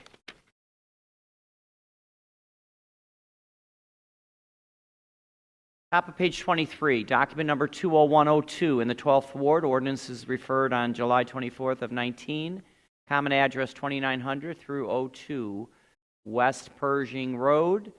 The change request RS3 residential single unit detached house district to an RT4 residential 2-flat townhouse and multi-unit district. Mr. Pekarsky. Good afternoon, Mr. Chairman, members of the committee. My name is John Pekarsky. And with me today is Mr. Yao Lin, who is seated to my right, who is the owner of the property in question. It is a situation that we've all faced frequently, creating a zoning lot out of 2 formerly lots of record. We would like to peel off the vacant lot, which is at the corner of Pershing and Francisco, build a single-family home there, and legalize the existing building, which is on the lot immediately adjacent. We have met with the alderman. We have also agreed that we will create a restrictive covenant that will be placed against the property so as to allow the improvement with only a single-family dwelling. Thank you, Counselor. Questions for the applicant? Hearing no questions, Alderman Raboyes, can I have a motion to move to pass on this item? Alderman Raboyes moves to pass on this item. All those in favor? Aye. Any opposed? Opinion of the chair, the ayes have it. Item is passed. Thank you very much. Thank you, John. Bottom of page 23. Bottom of page 23, document number 19771, 17th Ward. Ordinance is referred on July 25th of 18, actually. It's been a while on this one. All right. Address 1223 West Marquette Road. Change request, institutional residential plan development number 378 as amended to institutional residential plan development number 378 as amended again, I guess. Right? Okay. Paul's here, right? Are you going to good morning, speak on this one? Yes, or Okay. good afternoon, Mr. Chairman. My name is Paul Shadle with the law firm of DLA Piper, and with my colleague Liz Butler represent the applicant, the Interfaith Housing Development Corporation of Chicago, which is the applicant for this amendment to the existing plan development. With us are Perry Vietti, the president of Interfaith, and Rich Klein of Weiss Langley Weiss Architects, the project architect. This request for an amendment was considered and recommended for approval by the Plan Commission on September 19th, and we'd request that the transcript and resolution from that hearing be incorporated into the record today. Alderman Kappelman moves to incorporate the records from the Plan Commission. All in favor? Aye. Any opposed? Hearing none, the records are now incorporated. Thank you. The subject property is currently improved with an existing 3-story building. It's owned and operated by the Human Resource Development Institute as a transitional residence. That program is, the program currently operated in the property is in the process of being moved to another property in Human Resource Development Institute's portfolio, and as a result, this subject property will be vacant at the end of this year. And as a result, the applicant Interfaith is under contract to purchase the property and intends to repurpose it with high-quality permanent supportive housing of 25 studio apartments, and 100% of those units will be affordable. And for that reason, we're seeking to amend the plan development to facilitate this adaptive reuse of existing buildings. We're available to answer any questions that you have, but would respectfully request your positive recommendation. Paul, I probably wasn't listening so quickly, or you were talking too fast, so. My apology. Currently, or what was on the site that was approved, and then they've left, and now we're doing this permanent supportive housing. Precisely, Alderman. So it's owned and operated today by this Human Resource Development Institute, which is closing its transitional residence project at this location, relocating it to another location, and Interfaith proposes to repurpose, adaptively reuse the site for these 25 units of supportive housing. And we do have the support of the local alderman. Yeah, okay, So. great. But same number of units is the same? Actually, maybe Perry, you could describe what was there before and the number of units that you'll be. It really wasn't units. It's Perry Vietti, the president of Interfaith Housing Development Corporation. It really wasn't a residential structure. It was a programmatic. It was a program. So they had just rooms, and we're going to provide apartments there. So, it's not really considered, in our world of affordable housing, it's not really considered a unit. It's, a residential unit is considered a bed, essentially. Transitional bed, correct. Perry, can you describe what those transitional beds will be replaced with under your program? So it's going to be 25 studio apartments, full kitchens, full baths, a regular apartment unit. Okay. And the transitional is moving to another location? Yes, independent of us. They had the building on the market, and Okay. that's why we pursued it. Questions? Questions of the applicant? Do we have a letter? Support?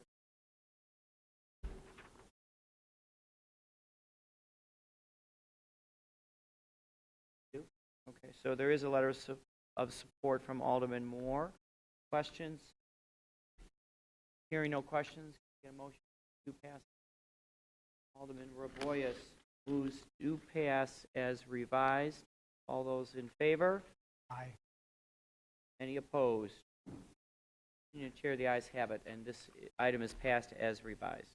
Thank you. Thank Thank you very much. Okay. Now we're on the middle of page 25.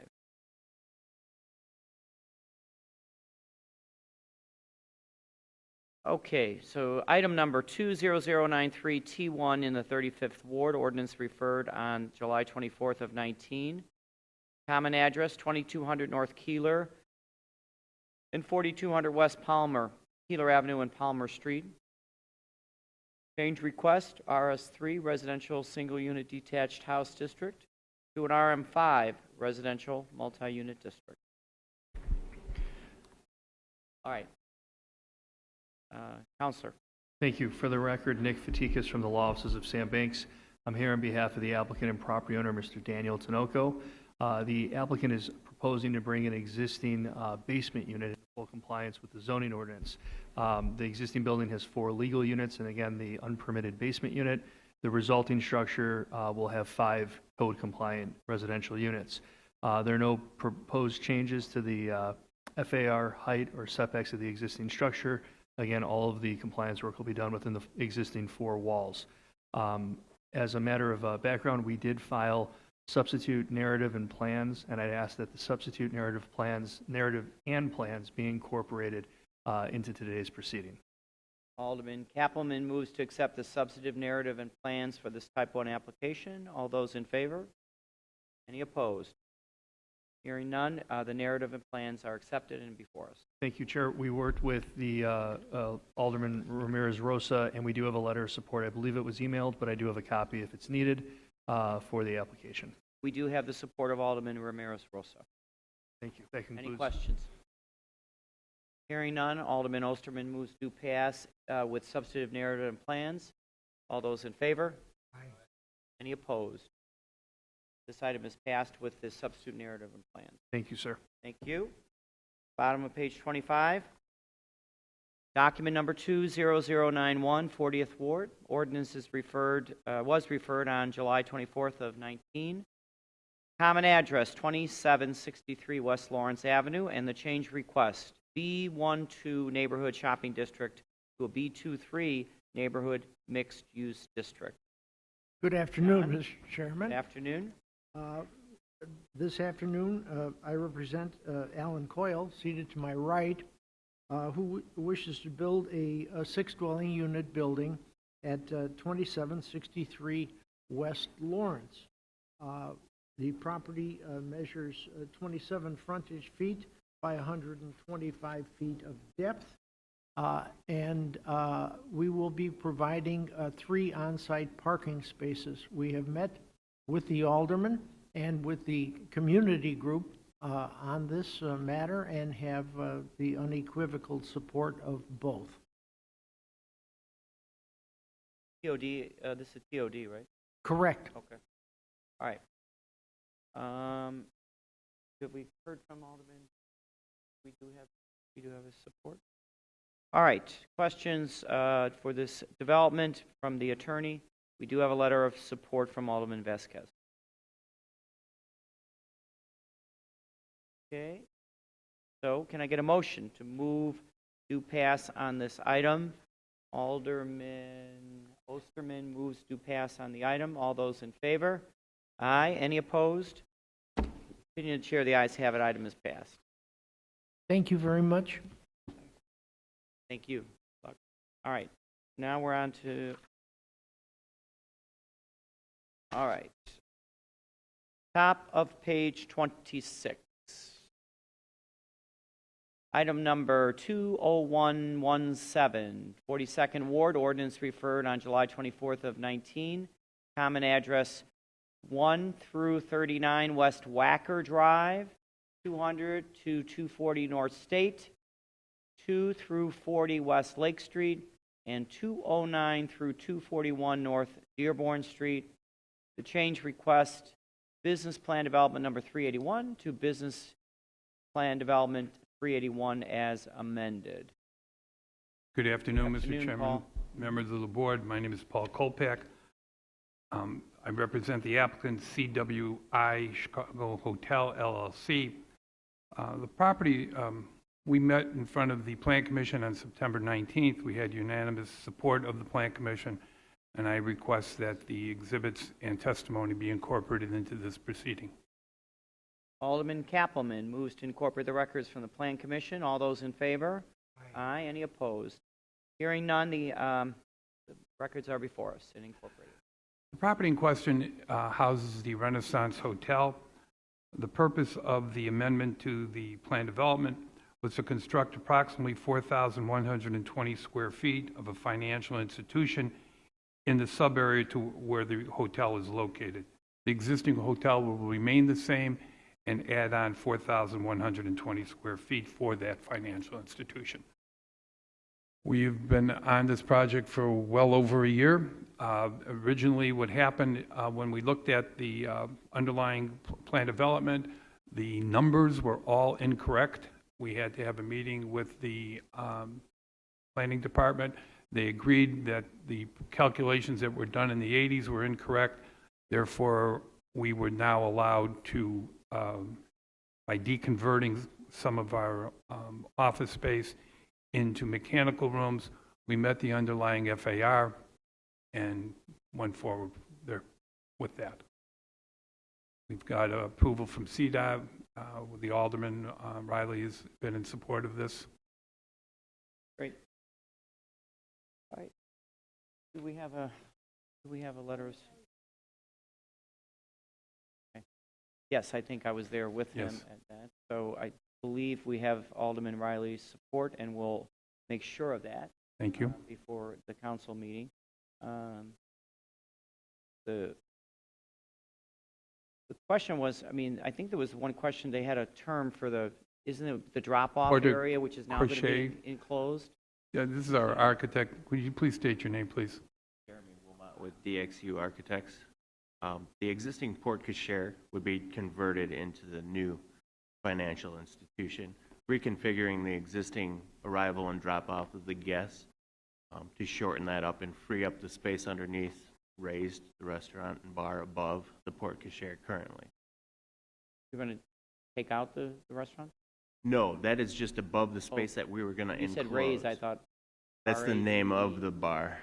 All right, great. All right. Questions? Applicant?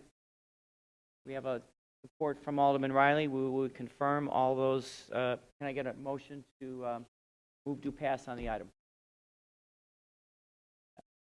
Alderman Wagasback moves to pass as revised on this item. Are you okay with that? Yes. Okay. All those in favor? Aye. Any opposed? Continue to chair. The ayes have it, and it's passed as revised. Thank you very much for your time. Now we're bottom of page 26.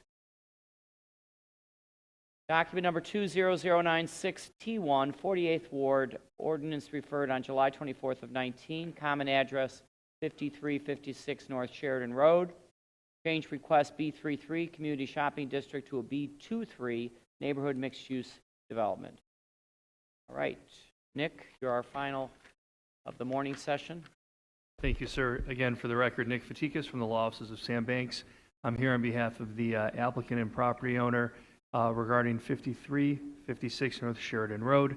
We are seeking a zoning change to establish a B2-3 Type 1 Transit-Oriented Development zoning district. The proposed four-story building will have 50 residential units. On-site parking for 21 cars will be provided. We are within 1,320 linear feet, as I mentioned, so this does qualify as a transit-oriented development. I'd also point out for the record that the 5 required affordable units will be provided on-site within the proposed building.